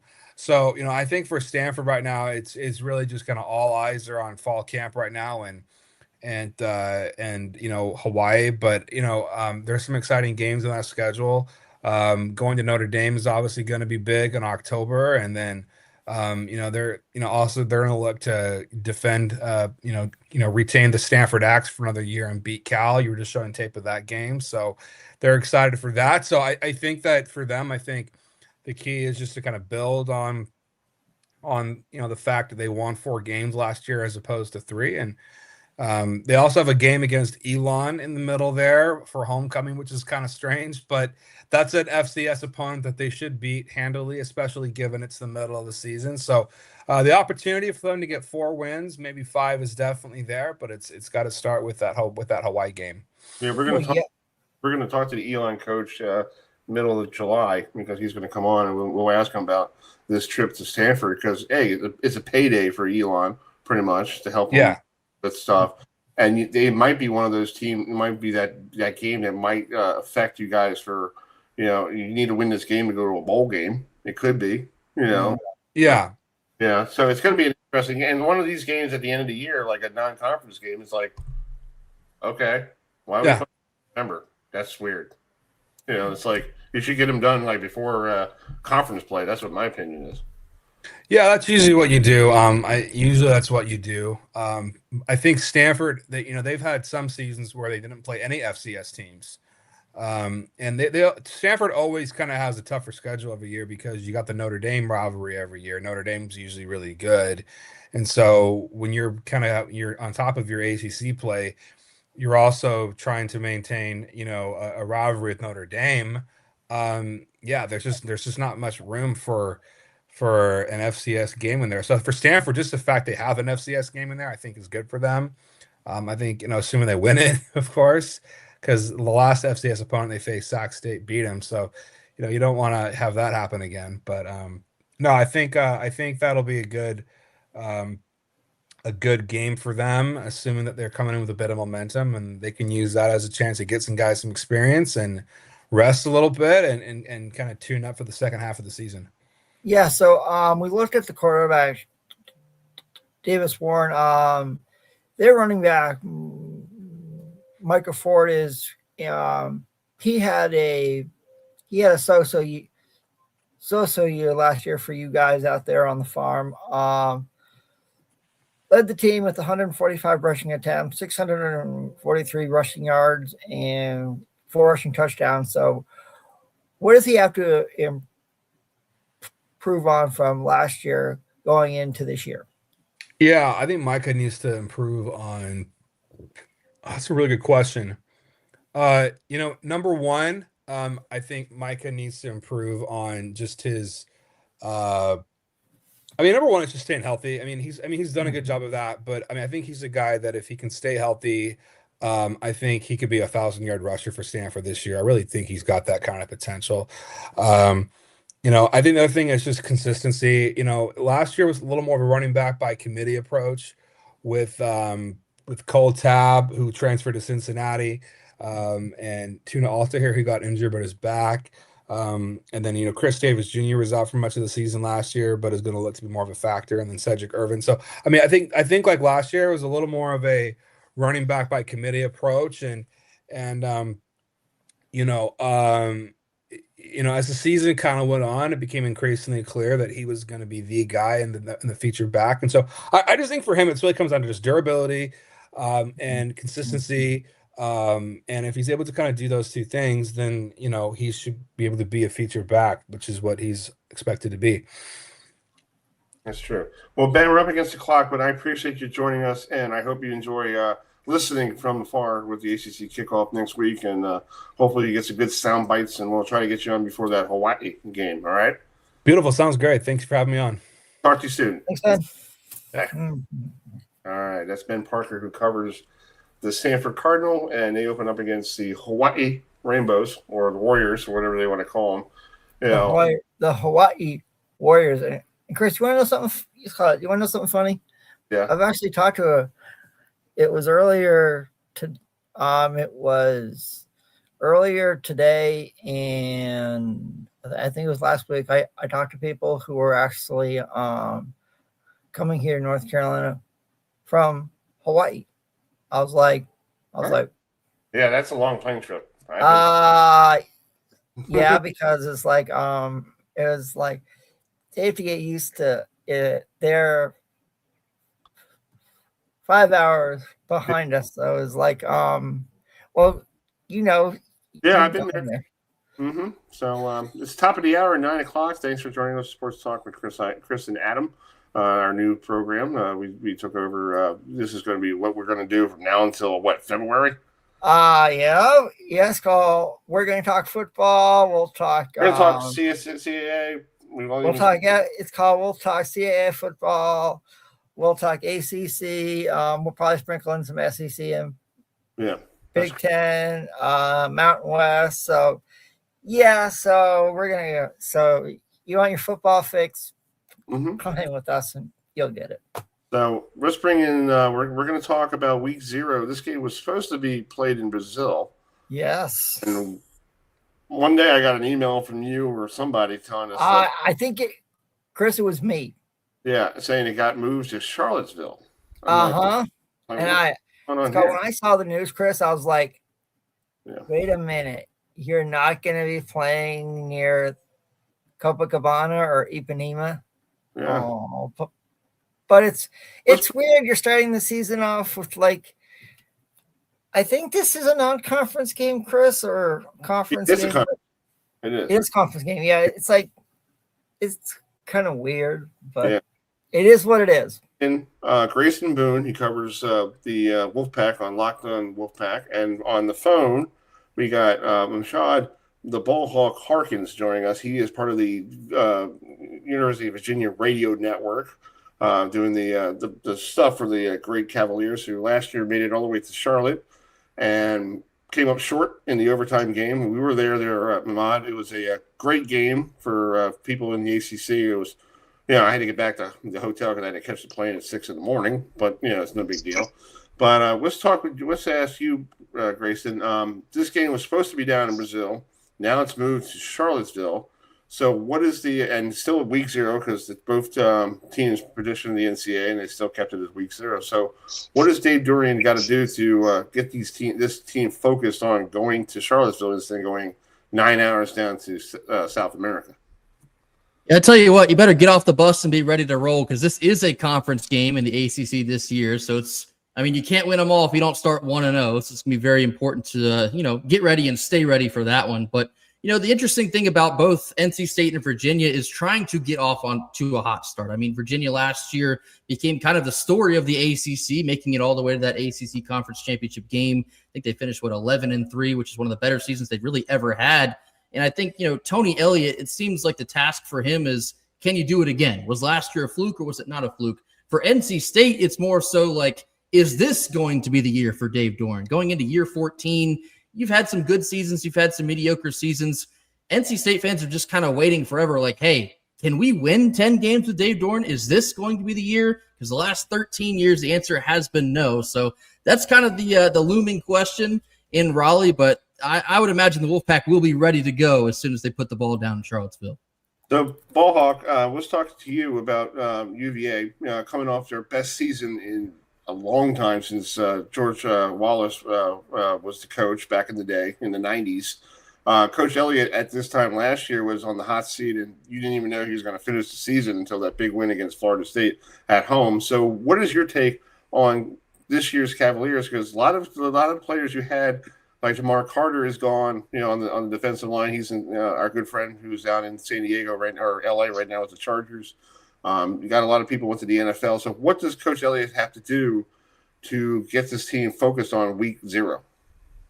That's a great question. Winning a school record 11 games, having probably the most successful season since Coach Wells led the ball club to rank number 1 in the ACC and then beating Florida State and sharing the ACC title in 95. But the main thing this year is just to be consistent. It'll be tough to try to duplicate 11 wins, for any program, but especially a program that had only won 10 games one time. So it's just one of the things where this is where the transfer portal changes the dynamic of teams because they don't live by that same standard that the team previously set because there's not a lot of holdover a lot of times. And we lost a lot of guys on defense. We lost our top offensive target. Playmaker and Jamari Taylor, our running back. So we had to get a lot of guys in the portal to, fill that void. We got new quarterbacks, Chandler Morris led us and did very well for us last year. So it's all about being consistent and just demonstrating that you can continue that level of play, but you can't go chasing the ghost of 11 wins this year. Right, exactly. Adam, you have a question for Yeah, Mark? So first of all, Grayson, you guys have a sensational quarterback coming back in CJ Bailey, and he had one heck of a year last year. So what are you expecting out of CJ Bailey going into the start of the season? Well, to put it simply, I think we're just looking for even more growth than we saw last year. He definitely did take a sophomore leap up from his freshman season, kind of thrust into the limelight back in 2024 after an injury. But, I think he handled the adversity well last year as a sophomore. This year, we're looking for a bigger step, not just in production, but also leadership. More of a vocal leader on and off the field, leading the guys week in and week out. And I think he's certainly primed for the task. I think you're seeing slowly kind of a lot of draft buzz. The NFL guys are looking at his frame. He's 6'6", very long, very wiry. He has a very live arm. He can maneuver in and out of the pocket. He has a lot of raw talent, but there's just a couple times last year facing some of the tougher defenses, it seemed like he just kind of panicked. He got out of sorts, and there's a couple times where the game ended up getting out of sorts shortly after that. So I think more composure, I would say, from CJ this year. He has all the talent you could ask for, but just being a better, game manager, you could say, that would definitely serve him well this year. Right. And one question for you, Ahmad. You guys up there in Virginia, you guys bring in Bo Perbula, who came over from the University of Missouri, and you guys saw him in your bowl game last year. So, what do you think, or how do you think he'll do this year in the ACC at Virginia? Bo's a guy that is dynamic with his legs. He can be accurate, and he came from offense in Missouri where they had Ahmad Hardy, and they were very run heavy. And our success came last year because our ability to run the football, averaging over 170 yards a game. So he's coming into a role in which you got to take care of the football and demonstrate that you could be accurate once defenses try to load the box up. We got a very good offensive line returning. So the main thing about Bo is hitting the ground running with the relationship he has with this receiving core that doesn't have anybody that's truly established in ACC play. So that's going to be the biggest question mark, and we understand that. And the best way to allow Bo to be acclimated and allow those receivers to get acclimated is by controlling the line of scrimmage and running the football. So the main thing with him is just taking care of the football and being accurate through play action, because we're going to try to run the football early. Right. My question, Grayson, to you. Dave Dorian has been there since the days of when he came from Northern Illinois. And it seems like every year he gets himself, they have a great, September or October, and then it pans out at the end and everybody wants his butt, fired and all that stuff. But he somehow finds a way to stay on. So what does he need to do to change that narrative from a great September and October to have a great November, December, and might play for an ACC title?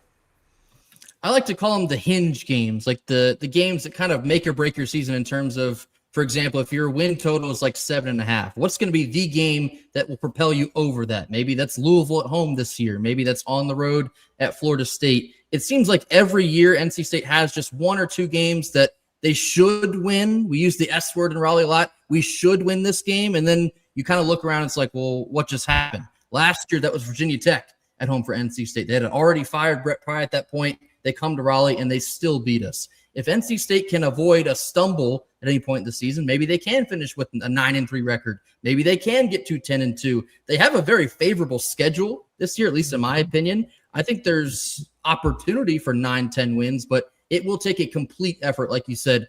Virginia, starting out nice in September's nice, October's nice. Can you get to November with a strong season and then finish on the back half of that? That is something we've yet to see from Dave Dorn and Raleigh. Well, here I was looking at NC State's schedule. You got to go to Vanderbilt, and we don't know what team Vanderbilt's going to be. And Appalachian State is always tough in the Sun Belt. No matter what year, what team, they always play tough with people. So that's the two games I think that if they could get past that, they'll be fine. Yeah. Agree. Yeah, I think the games against the SEC has also not served us very well under Dave Dorn. So it's just another opportunity to kind of prove the critics wrong in that one. And ball hog for you, Virginia has to play West Virginia.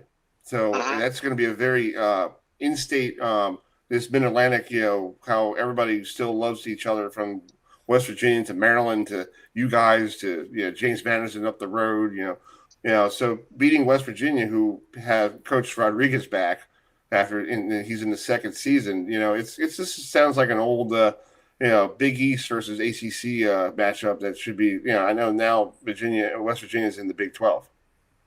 Yeah, that should be a fun game. It's a neutral site down there in Charlotte, so it's a place where we lost to Duke for the ACC championship, and as you stated. With their coaching staff and what they bring to the table, it's definitely going to be a test because we have back-to-back home games with NC State and then Norfolk State. But then we travel to Charlotte to play West Virginia. So it's one of them games where you want to win your first road test. Last year, we lost our first road test versus NC State. They really, took it to us that first half, and we had to claw and fight back. And then they got that game-winning interception to seal the game. So you want to start out very well on a roll, and what better place than playing a top program like West Virginia down at a neutral site. And you can't sleep on Delaware because I know about Delaware because they used to be in the CAA. So they're a good team in the Conference USA. So you can't sleep on Delaware because you got a week later, you got Florida State and Tallahassee. And Florida State's really hungry for what happened last year in Charlottesville. Oh, they definitely going to be looking to return the favor. They recruited well.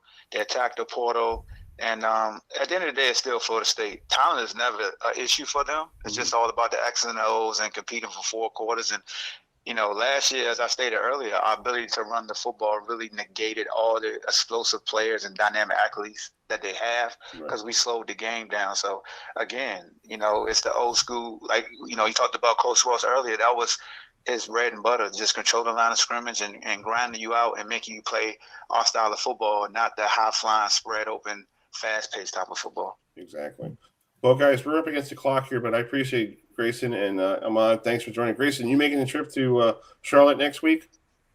I'll be there. Yes, I will. All right, we'll be there. It's called We'll Come Find You. Yeah, we'll look awesome, for us. Yeah, we'll look for us. We'll see. Can't wait to see you guys. All right, man. And Ahmad, I don't know if you're making the trip, but if you are, we hope to see you. If not, we'll keep in touch during fall camp, and we'll get you on before this week 0 game in Charlottesville. I appreciate you guys. Be blessed and wahoo wah. All right, man. Talk to you soon. Thanks, fellas. All right, Grayson. Thanks, Grayson. It's called. See you next week. See ya.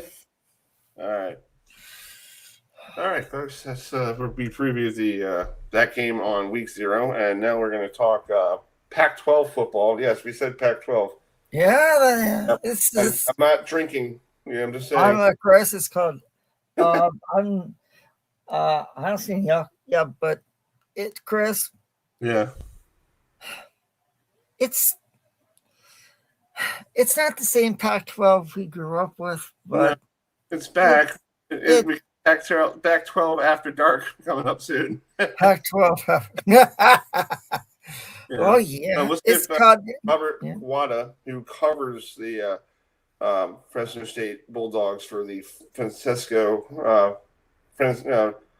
whatever the B out there. So let me get him on the phone here. Yeah. So if he's there, our good friends at Cricket, on his phone. So hopefully we get a sponsor. Hello. Hey, Robert, it's Chris Seidel and Adam here on Herbert Time Radio in Baltimore. How are you doing? I'm doing all right. How are you guys? Doing good. Thanks for coming tonight, and welcome to the Pac-12, sir. That's a good. Yeah. So, how's the transition like after July 1st, knowing that you're in the Pac-12? And did you ever think in your wildest dream that Fresno State is ever going to be in the Pac-12? Well, I mean, obviously the Pac-12 is not the same one from 5-10 years ago. So it would have taken something cataclysmic, which actually did happen, to get a school, get Fresno State into the Pac-12. I mean, when it was SC, UCLA, Cal, Stanford, Oregon, Washington. But what is there was really not kickoffs that have gone out of bounds for penalties. This one,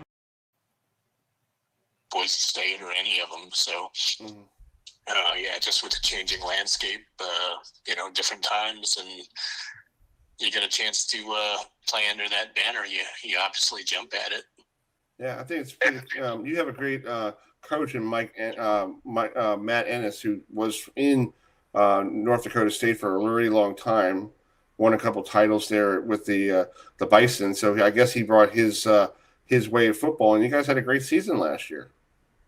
They did. I mean, they won a lot of games. They didn't play a terribly difficult schedule, but they beat the teams they needed to beat. They lost at least one that was kind of a mystery. You just throw that one out, and still, I mean, 9-4, tough to argue with that in a transition year with new coaching staff coming in, new players coming in, and they didn't have much at the quarterback position, and I think everybody was pretty happy with that year.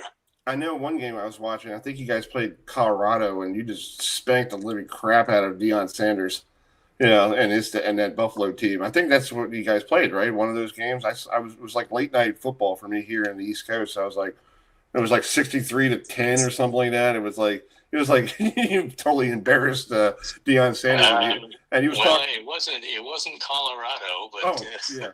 It was fascinating how Deion Sanders had a 3-9 season, and this year at the Big 12 Media Day, he's like, "I'm ready for Georgia Tech." I'm like, "Are you serious?"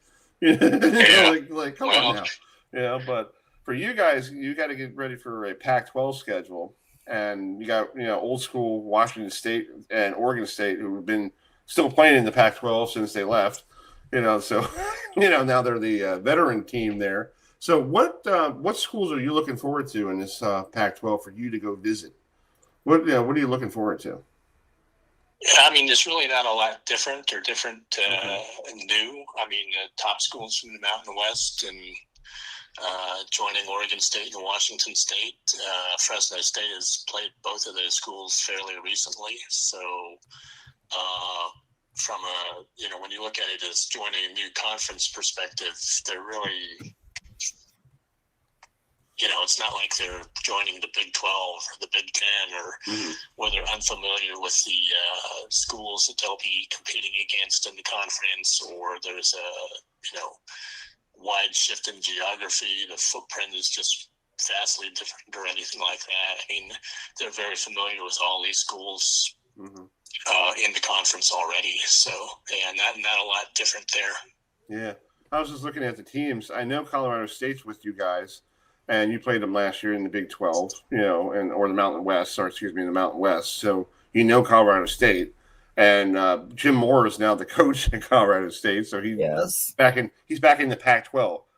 It's really fascinating. He leaves UCLA, goes to Connecticut, does really well in Connecticut. Now he's back in the Pac-12, and now he's like the veteran coach of the Pac-12, and it feels like it's like a brand new league and a brand new conference, but it feels like to me that the Pac-12 just took 2 years off and came back.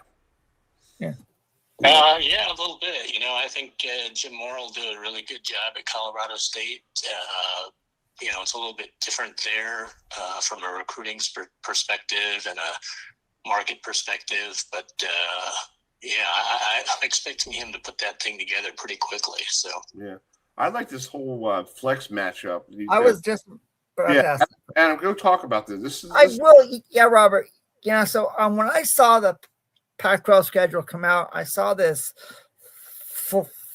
flex game at the end of the year. I was like, you don't see any other conferences doing that. So when you heard the news about a flex game at the end of the season in the Pac-12, what were your initial thoughts? My initial thought was they obviously needed an extra game, right? All the schools in the conference needed an extra game. They were up against it from a scheduling standpoint. They weren't going to find, 8 non-conference games out there.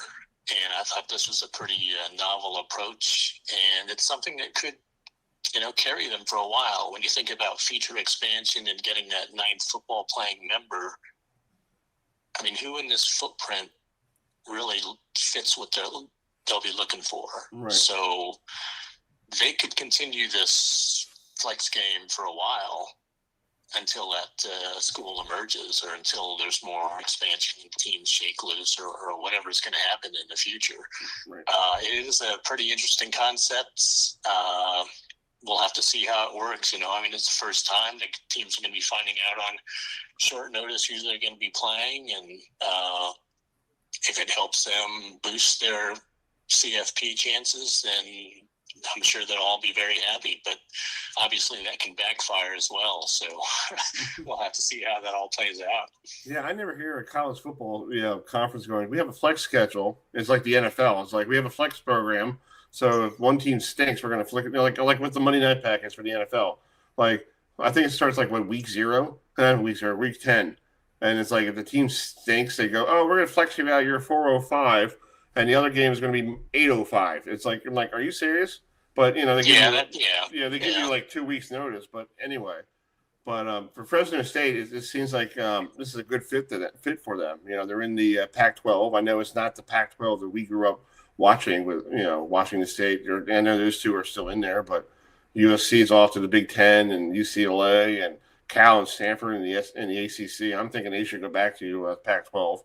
Just my personal opinion. They're back up and running. Go back to the West Coast, because it's killing these schools. Cal and Stanford coming to the East Coast. Like, come on. How's a student? I know the student athlete now doesn't care because they make more money than we do. But, how they're going to get an education if their mother wants them to have an education? You got to travel all the way across country to play a game on Saturday. It's ridiculous. Yeah. Yeah, terrible. So anyway, Adam, you have the final question. Go ahead. Sure. So you guys open up the season having to go to USC, and USC has a really good coach, Lincoln Riley. So what are you guys Fresno State looking forward to starting the year off against a overall good USC team that is now in the Big Ten? Well, I mean, the goal is not any different than if they were playing any other power program. They want to go in there and compete and hopefully come away with a win. It's I don't think they look at SC as anything out of their reach. I mean, you look at the not Mountain West, but the new Pac-12. I mean, winning those games is going to be vitally important. They haven't had a great deal of success with it lately. Even the bigger programs in the new Pac-12. So, it's a great opportunity for Fresno State and Boise State playing at Oregon and the other Power 4 matchups. So, Fresno State played down at SC a couple of years ago. Very close game. Obviously, the coaching staff and things are different, but they're not going to go down there and be intimidated at all by what SC has to throw at them. Yes, exactly. We agree. Well, Robert, thank you so much for joining us tonight by phone, and I hope you have a great rest of your summer. And we'll try to talk to you before that USC game on August 29th when you guys start at week 0. So we appreciate you joining us, and enjoy the rest of the summer. You too. I appreciate it. All right, man. Thanks, man. Talk to you soon. All right, take care. Bye. All right.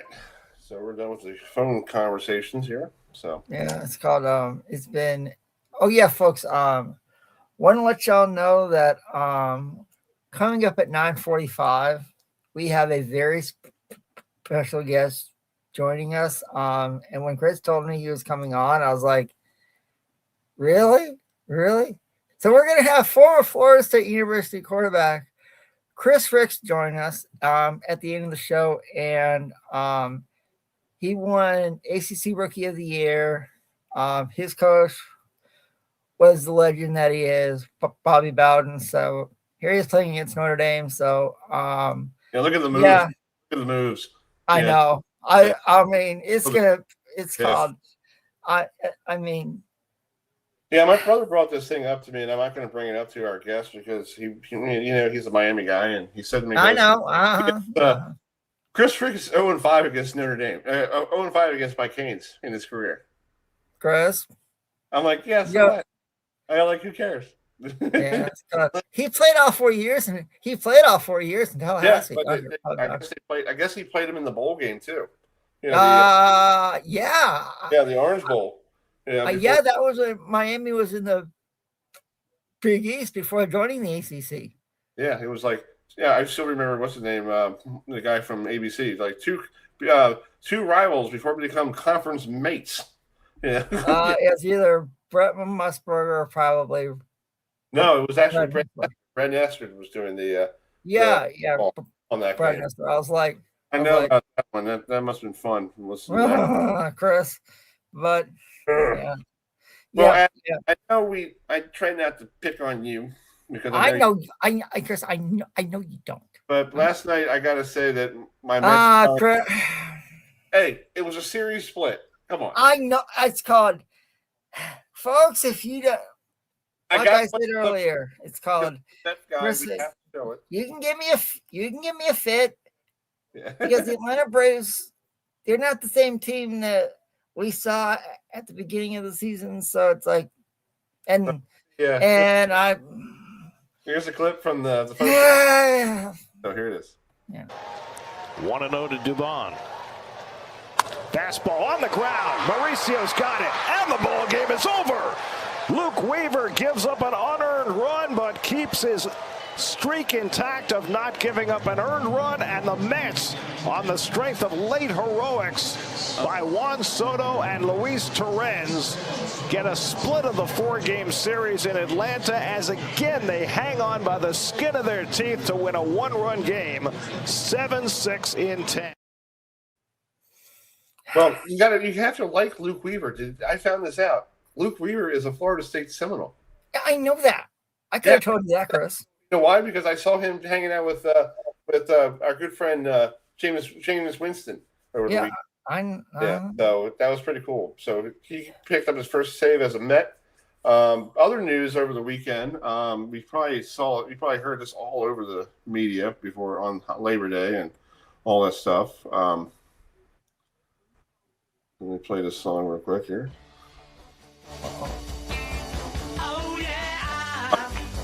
Taylor Swift and Travis Kelce got in the door, and they had Paul McCartney. I know they did.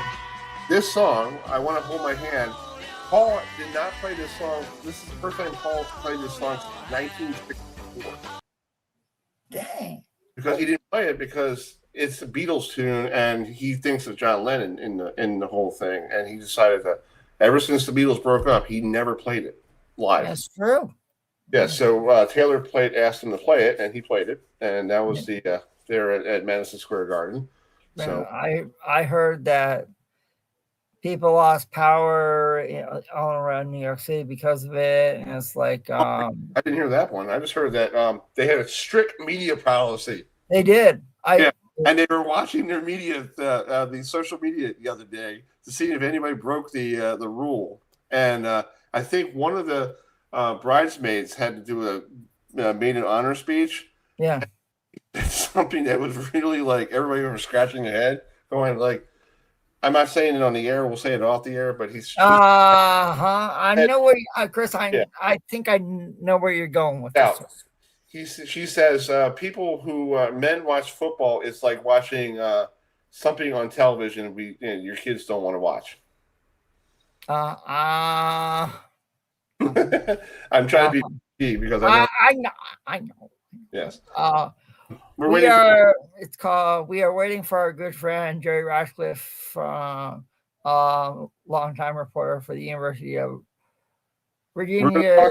His experience at the ACC kickoff because he's been doing this for eons. It's called and we would like to ask him about his because the ACC kickoff used to move around North Carolina. Because when I first started doing this back 12 years ago, damn. Chris, are you aging yourself? I know. Wow. Ewan, if he's out there, Ewan and I were. Hi, Ewan. Out there, we were doing our show from Greensboro, North Carolina. I remember. I remember when ACC had their stuff there. Yeah. I got a story to tell you. We saw Terry Bowden. Okay. Yeah, from Clemson. Yeah. Doing his exercise. When we got there, and Ewan turned to him and goes, "Hey, Coach, you running? Yeah, you working on those LBs? From all those bacon and eggs?" And he goes, and Terry goes, he's like, Terry goes, "Yep, working on my LBs. Get rid of that." Oh my gosh, Chris. Oh my man. People, he met a lot of cool people. Like we had Paul Johnson there, and from Georgia Tech, and that's the story I was telling you about. He put the trash on our table and walked away. And I looked at him like, "Really, Paul? Coach, do you realize trash can?" Speaking of coaches, Mike London was coach of Virginia at the time. Yes, he was. He's going to come on hopefully after in July sometime. He emailed me today. He's on vacation on Saturday. Oh, it's because he's now William and Mary. Yes, and they went to the Patriot League. So I know. But we'd like to still talk to our friends. We do. It's called and we'll get we will get Rick Santos on. Sometime during the year. Since he's now the coach at Penn. Well, we got some time to kill. Somebody won a title last night out there in. Hey, Chris. Who do we think he is? Yes. So I have a clip I found. Our good friend Dave Ahmad interviewed him. Hi, Dave. So Dave, hello, Dave. Hi, Dave. Doing well down there in South Florida. Hope you enjoyed the World Cup there, big guy. So here is the clip and what Pete said after winning last night's Mark Rolfe Championship in the PBA 60 World Series of Bowling. And I can't believe I said 60 years old. Help me, y'all. Anybody. Chris, you need a lot of help. I know. I sit at home and just sit there and do nothing. So here it is. Here's Pete talking to our good friend Dave Ahmad and some clips from last night's win.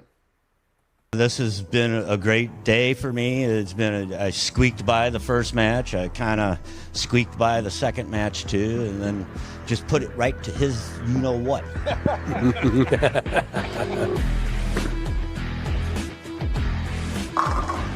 Great shot. Yes, sir. Oh, these guys. Giving a little heads up that that was a better shot. Yep.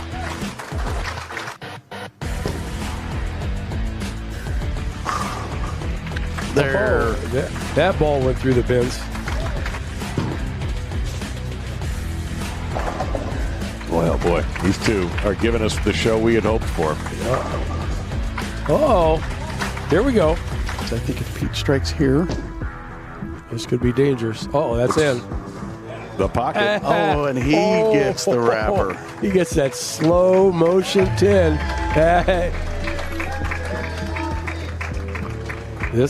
Imagine that, Pete playing to the crowd. No chance that's going to happen, huh? First time for everything, guys. Loves it.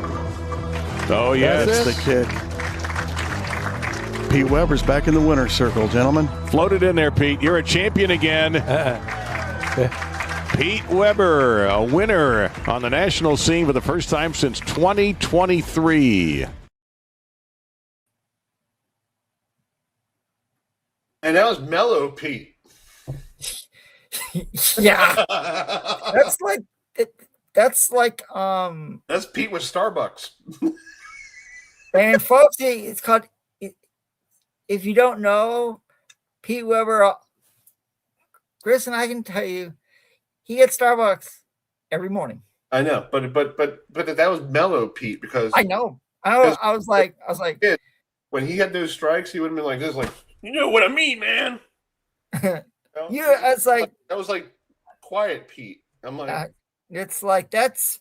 I was like, is that the same Pete Weber I know. I'm wondering, like, take some. I know I take my. I have to take my pills at 8:00. Did he take something that I didn't prescribe? Like I don't know. Yeah. I mean, but how cool was it to see Pete Weber? I think great. And it's great to see him It's win. It's called. When I saw that, I was like, he's been going through a lot, but he has a girlfriend, Renee. Yeah, he was down 2-0 to Eleno Monticelli, and that was flashback to the 80s when they used to. Oh, that's on ABC. And we had Chris Warren on. We did. Before we took our 2-week vacation. We did. So congratulations to Chris being second, but hey, he's bowling pretty well. Yeah. He's bowling pretty well, but speaking of bowling pretty well, we got to talk about this Sunday night. We're going to have a special show Sunday night. We're going to talk CA football with New Hampshire's head coach.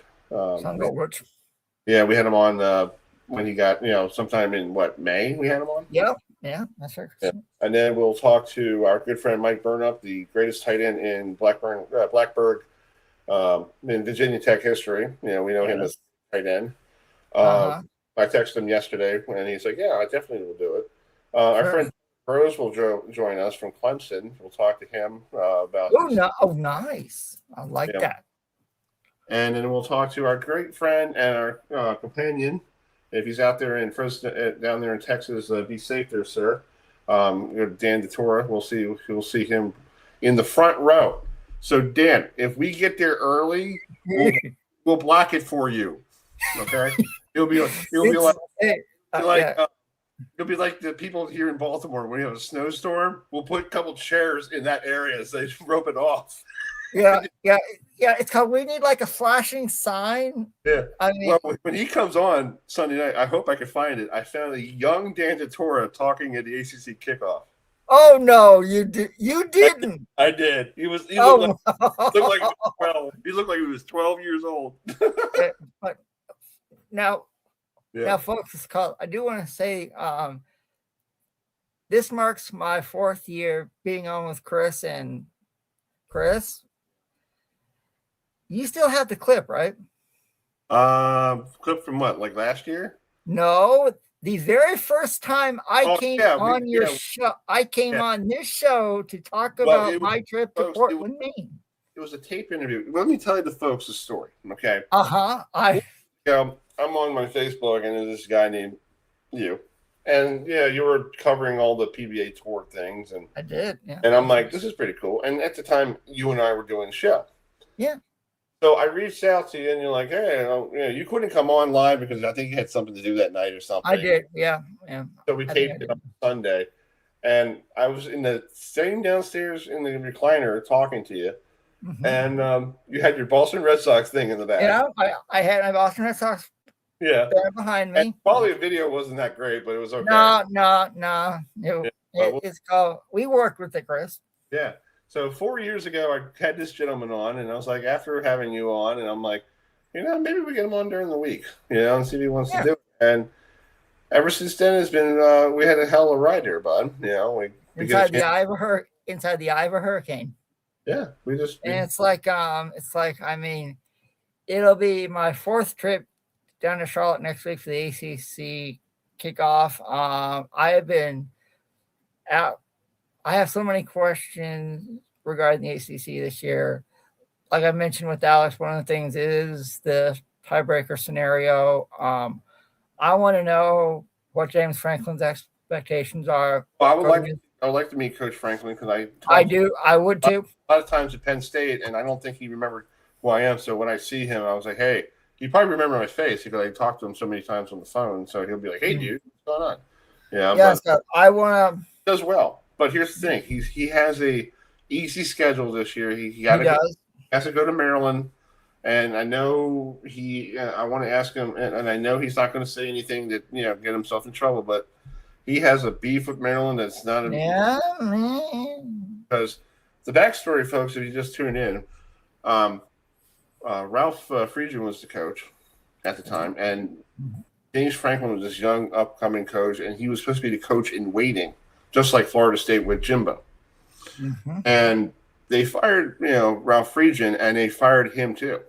And ever since he went to Vanderbilt, did really good. Then he went up to Penn State and took over Penn State. And every time if Maryland was on his schedule, he's not going to say it. But he wants to put like 25, maybe 40 points more on the Terps because what they did to him. Because he loved Maryland, he wanted to be here. He was a Maryland guy. He wanted to be here. He understood the area. He recruits very well in the DMV. Great job in the DMV. And to me, it's like he went to Penn State and he made Maryland his personal. Where's Waldo? And Coach Loxley didn't like him the last time because they had a fight at midfield between him and Loxley because I guess Franklin did something that ticked Loxley off, so that you saw that game up in State College. And I saw a video this week that he was thinking about not coaching this year, but his wife wanted him to coach because he was going to sit around the house and she said, "You're going to drive me nuts." I mean, but still, it's like. Also, we're going to get a chance to see, Bill Belichick, and I will love again to talk to him. Not like we had a crowd last year. It might be a circus again on Friday. I'm thinking there's going to be a circus for Mario Cristobal after what happened last year. Right. Probably Dabo Swinney because of who he is. Obviously Bill Belichick. That's 3. I don't see a media circus around anyone else. But and to see and it's going to be, and of course, I do want to meet, and I do want to talk to Andrew Luck, the general manager from Stanford. I want to ask him about playing there and playing in Indianapolis with, I'm not going to say the team's name. It's called Colts, because I don't care. I know that, but they're the Colts. Yeah, but still, it's like, Yeah. So I'm looking forward to these are things I'm looking forward to. First, to see the band back again. Yeah, of course, in the ACC. Yeah. So we're like, we got to play a tune in here. I got a tune here. Hold on a second. I don't have. I feel like we're like Paul McCartney and Wings. Yeah, like I'm Paul we do the wing. Yeah. But we're gonna see our friends and people we know, and our breakfast meetings. So if you're out there, who we talking to, you better be there Wednesday morning at breakfast. Yeah, it's called. It'll be fun to see our friend Carl, who covers Georgia Tech. We'll see. Yeah. Bud. Bud. I got to text this week and ask him. We're going to pick him up from the hotel. So. Yeah. But he asked me back in May, like, "Hey, can you pick me up on the first day?" Of course. Not a big deal. Looking forward to talk to Carl again, because I love hearing his stories about Augusta and that's what I want to hear. Of course, Alex and Kenton from Locked On ACC, TJ, Emily. We'll see. I think of it as like, and folks in the ACC like Kevin Davis, who Kevin Davis is called. We'll see our friends from the ACC Network, Eric McLean and Taylor Tannenbaum and Kelsey Eric, Riggs. you're watching, bud. I saw you make some barbecue. Yeah, I saw that too. Bring it, big boy. Eric. Yeah, so you should do a segment with Eric and talk about favorite barbecue joints in Charlotte. Well, if he wants to do one, I'm. Hey, I would love to do a food thing with him, because Chris, it's called. I live in barbecue country. Okay. It's 2 a.m, or not 2 a.m. It's like 12:30 at night, and I see him posting like 6 pounds of beef on his grill. I'm like, it's like, dude, it's like, Eric, you don't want to share? Hey, Chris, can I bring in our last guest? Yes, you can bring. Let me turn off good old Waylon here. So all right, Adam, bring him in. All right, folks. When Chris told me our last guest was coming on the show, my jaw dropped. Am I right, Chris? Yes, you were like, okay. So he was a 4-year player at Florida State. He was 2001 ACC Rookie of the Year. His coach was legendary, and Bobby Bowden. Well, he switched gears, taking off the football pads, and now he has a microphone. He is a high school football analyst for Spectrum Sports in Southern California.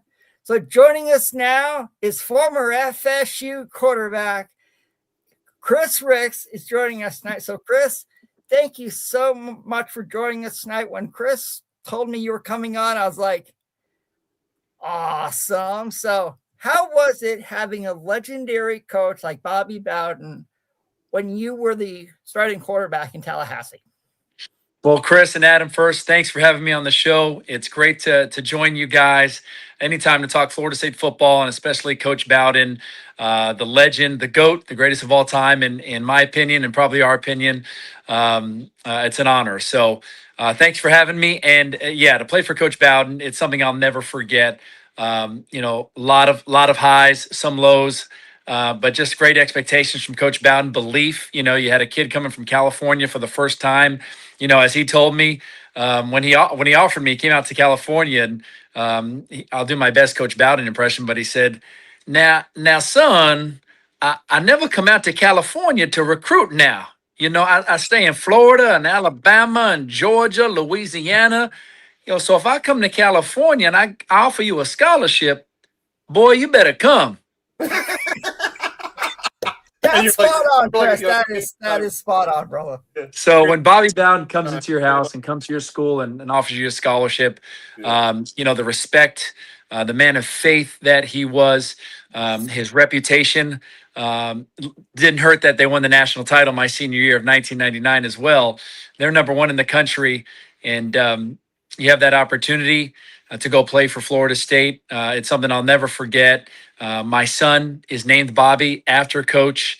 Not only the impact he had on my life as a player, but as a man, and leading me in faith and really taking me under his wing. A young, cocky, immature quarterback from California who was 3,000 miles away from home.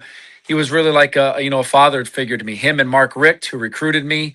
They're the reasons why I went to Florida State, and it's something I'll never forget.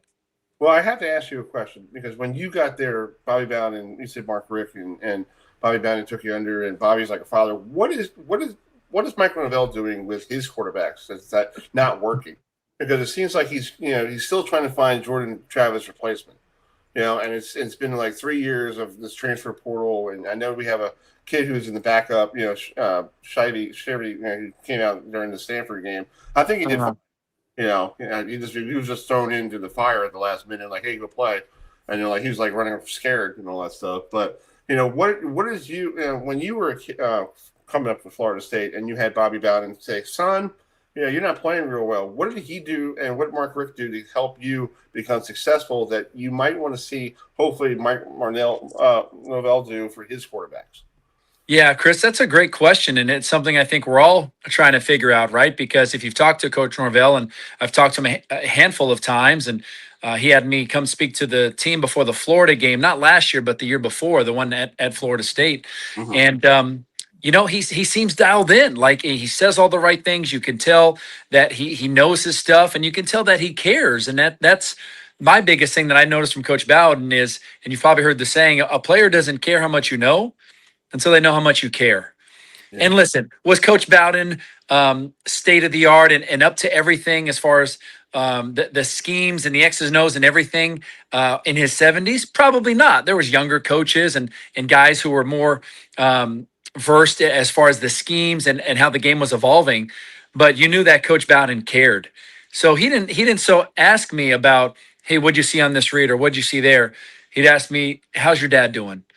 How's your family doing in California? Like, he could tell when I was struggling emotionally, whether it was being homesick or whether I just failed the test or whether, I was still learning and growing as a quarterback and culture coming from California to Florida. I just knew he cared. And that's what I try to do now as a coach. I've been coaching 20 years. One of my first students was Mark Sanchez, Bryce Young when he was 9 years old. We're doing a camp with Bryce Young next week while he's home from Carolina, and have had the blessing of working with a lot of quarterbacks and leaders over the past 20 years. I just stepped off the high school field right now where I coach quarterbacks at Bishop Ahmad, where I actually earned my scholarship to Florida State. It's where Coach Bowden came and offered me a school I was at for 3 years before I followed Carson Palmer at Santa Margarita for my senior year. So we're in summer ball right now. I'm coaching varsity quarterbacks here. My son, Luke, is a junior wide receiver. So what I'm trying to do with the quarterbacks, number one, I got to connect with them. I need to know that they care.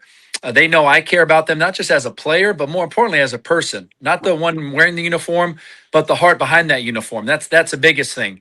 So that's coaching the heart, then coaching the mind, the scheme of the games, the X's and O's. And then the third dimension is the physical part of it, right? The mechanics, the fundamentals. And, that's what Coach Richt did with me. I only had him for that freshman year. And then he took the Georgia job. And with Mike Norvell, I see a lot of those same things. I see that he cares. I see he knows his stuff. There's just, it's just translating that into the results. And it's a much different process now. It's a much different culture.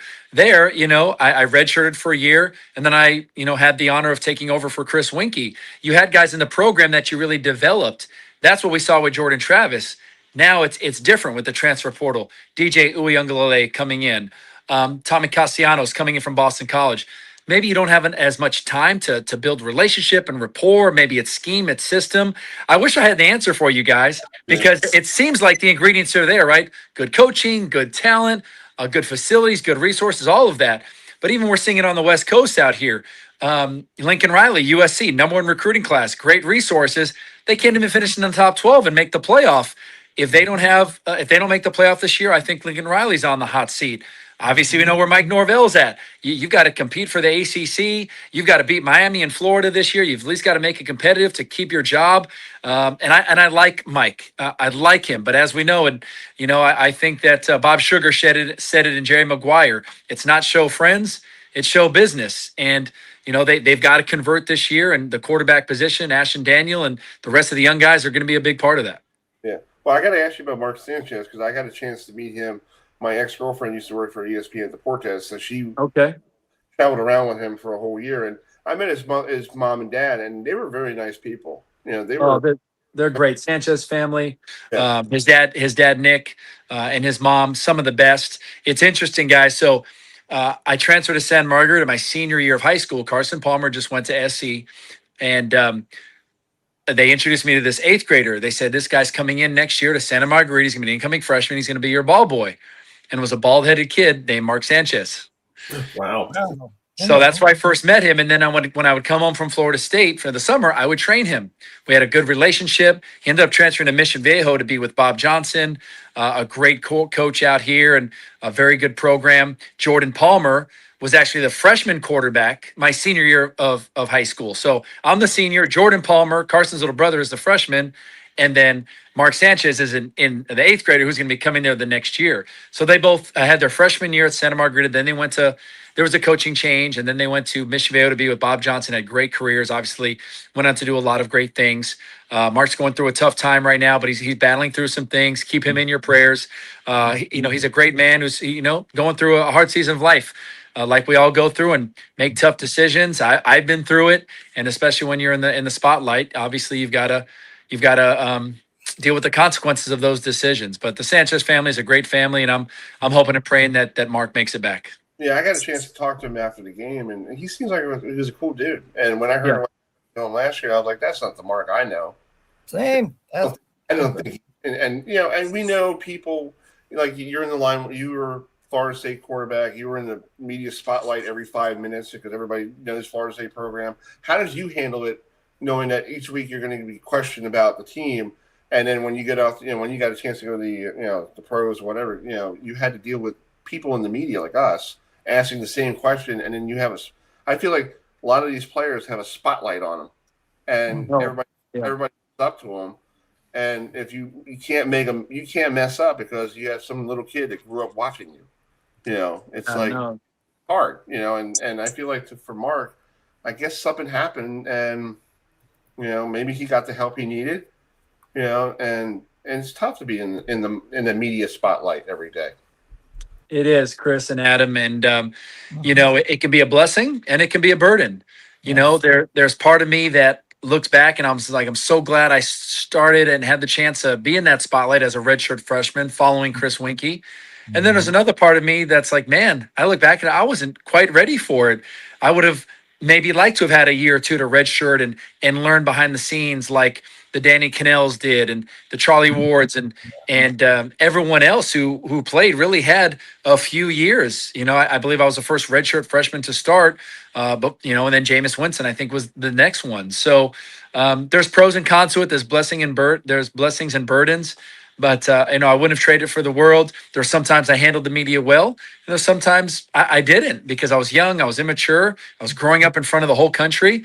And there was good days and there was tough days. But that's life. That's how you learn. And I think it played a big role in me going after I was done with the Chargers, going right into media. I had an offer from Fox Sports and went right into broadcasting high school and college and even some NFL games, just dealing with the media for 4 years, learning about the media. And then that was really, I majored in sociology, but really my major was I minored in communications, but really it was my major because I was, as you said, Chris, I was doing interviews every week. Every Monday you had Media Row and before the big game. So I just got 4 years of a lot of experience in front of the camera and talking with media that it was very beneficial, and was very blessed to have turned that into a career along with coaching and full-time ministry with FCA, the Fellowship of Christian Athletes out here in California. Yeah, I mean, I can say this to you, Chris. The reason why I became a Florida State Seminoles fan was because of Bobby Bowden. I enjoyed him as a coach, both on the field and off the field. I have heard people talk about him, what he was like off the field. He took you guys to church like every Sunday, and it was like I loved it. And nobody does that. It's like I live here in North Carolina, and I work at a grocery store you probably heard of called Publix, and it's like I see people wearing their garnet and gold, and it's like and actually I'm wearing my Florida State socks tonight in honor of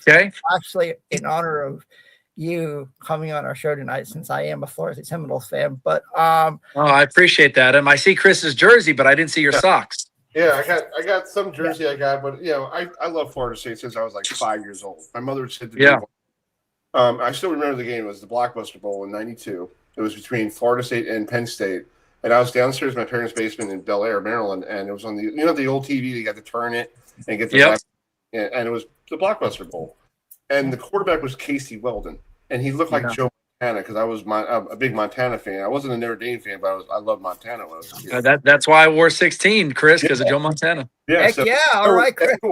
So I grew up watching Joe, and Casey Weldon. I don't know, but underneath his helmet, he looked like Joe Montana with his expression. So when I was a kid, my mom goes, right after that game, your room changed from white to yellowish. They're trying to get maroon, black, like Florida State colors. But my dad brought a printer and typed welcome to Seminole Country, in my room, and everything. My mom goes, you literally change seasons. Like you go from the Mets in the summertime, and all of a sudden when it comes to September, you just switch over to Florida State, and it's like, oh, you're Florida State football. I was like, yeah, it is. That's awesome. Great story.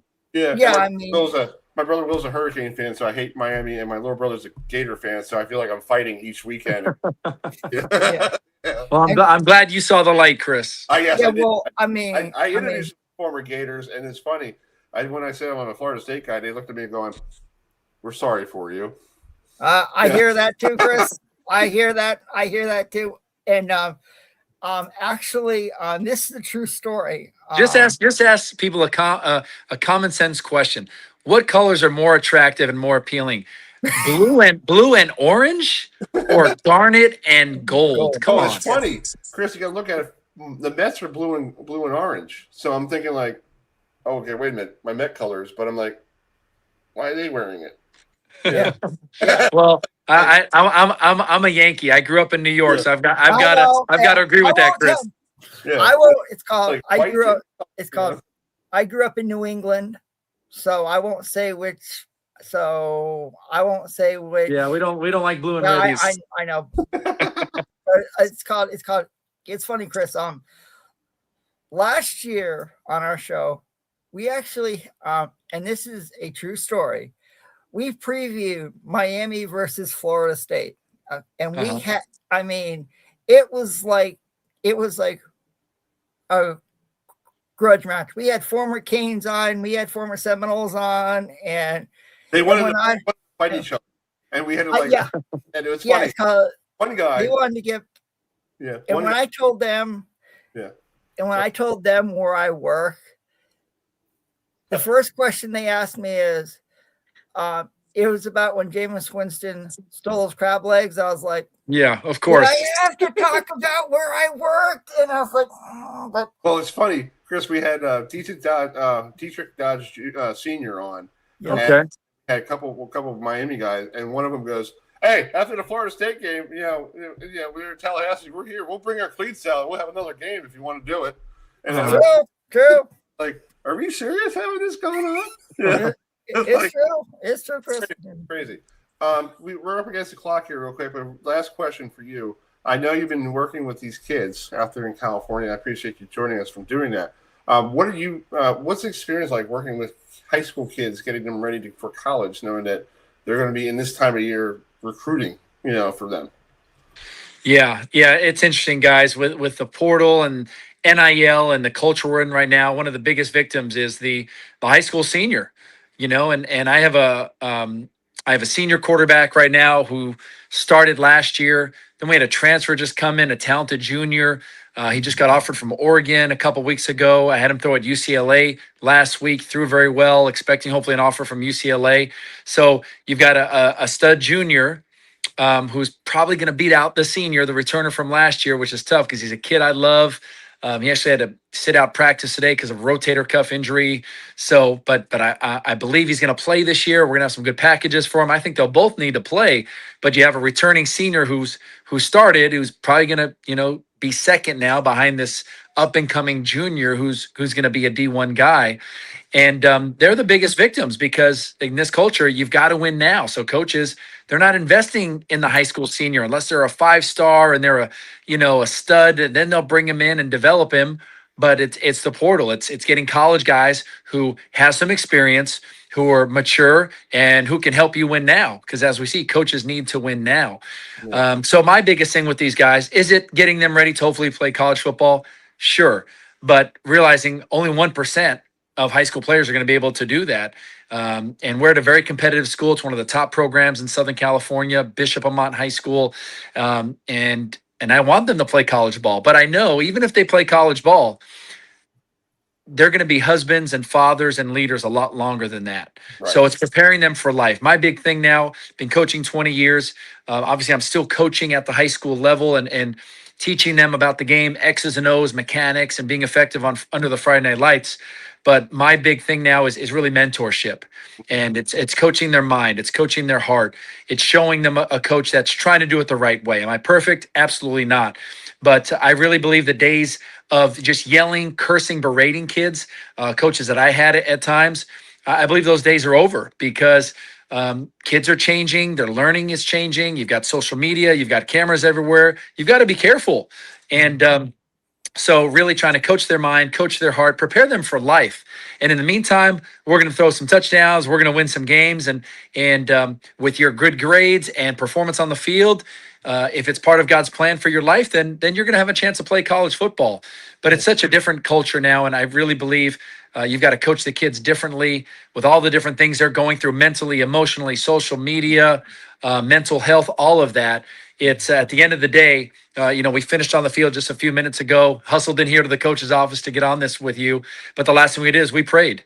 And we prayed for Domenico because of his shoulder. And I said, guys, I know you're all competing for a position, but if any of you had this shoulder injury, rotator cuff, you had to sit out practice today and go to the trainer, we'd be praying for you too. So let's pray for Domenico. Let's pray for your brother that he gets healed and he's able to get back on the field. So listen, they may not remember everything I teach them, but hopefully they remember, hey, that Coach Ricks cared about me, not just as a player, but as a person. And that's how I felt about Coach Bowden. And, his legacy continues to live on through all the players and coaches that he impacted because that Coach Bowden cared about you. He loved you. And he was also a great coach. That's awesome. Well, we'd love to get you on when the Miami and Florida State play each other. We'd love to have you part of that whole fiasco if you're available. That'd be Chris. Nice shirt, Adam. I like it. Thank you. I like it. I'll wear this on game days, and it's like I ain't afraid to wear it, Chris. Yeah, I have.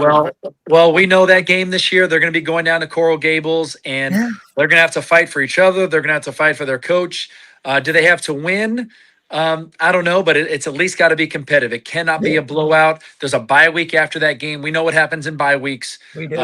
There can be personnel changes, coaching changes, announcements made. So Florida State has to be competitive in that game. A lot of new players and new positions, quarterback position. Miami's got to replace the whole offensive line. They have the talent, but we know in these rivalry games, anything can happen. But Florida State, they have to treat this like a bowl game. They have to treat this like a national championship game. At least have to make it competitive. And, it's got to be a close one, I think, for things to stay stable in that bye week after the big Florida State-Miami game this year. Exactly. Well, thank you so much for coming on, and tell your lovely wife, Anna, thank you for coming, getting you on, and I appreciate it. And we'll keep in touch, okay? You're welcome, guys. I'll look forward to us connecting mid-season, and go Noles. All right, Go Noles. That's right, talk to you Chris. soon. All right, bye. Thanks, Chris. You're welcome. All right, that's Chris Ricks joining us. That's awesome. Yeah, we'll I feel like I'm a kid. I feel like I'm a kid in a candy store. It's called. Can we go to Charlotte now? Yes. Speaking of that, we'll be on this Sunday night at 8 o'clock. We'll do a special program. And then we'll be broadcasting live from Charlotte on Thursday at 5 down there with all the stuff we get on Wednesday. We'll try to get some people we know on video to join us as well, just for an hour. Get people alongside us. You got to sit down and so we appreciate Chris joining us tonight. We're going to log off here, but thanks for joining us on our first voyage of this new program. Not new, but the new name. Well, the new name, yeah. Yeah, we appreciate you joining us. Adam, thanks for coming on tonight. Of course, as always, Chris, it's called good to be with you again. You know, I know we need it. I know we always need a break, but because not getting the normal email with the link, I was like, but all in all, I had, as always, Chris. And we'll get Jerry on. We'll see him down there. I guess tonight he went to bed early, but it's okay. We get it. Yeah, it's called. We'll see Jerry next. Yeah, he'll email me. He'll apologize on the email, but we'll see you Sunday night at 8. And until then, we'll talk. We'll play a song from Paul Simon. This was number 3 in 1973 on this date. It's Kokomo. So we'll play this tune, and we'll see you all on Sunday night. So here it is. All right, have a good night, everybody. Night, everybody.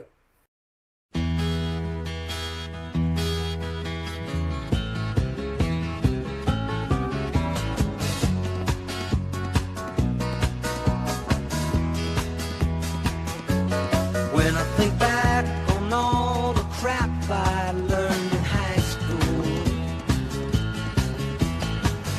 it's a wonder I can think at all. And when my lack of education hasn't hurt me none, I can read the writing on the wall. Kodachrome, give us those nice bright colors, give us the greens of summers, makes you think all the world's in a sunny day. Oh yeah, I got a Nikon camera, I love to take a photograph, so mama don't take my Kodachrome away.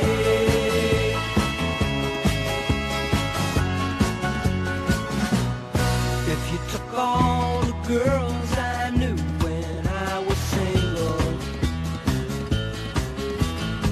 and brought them all together for one night, I know they'd never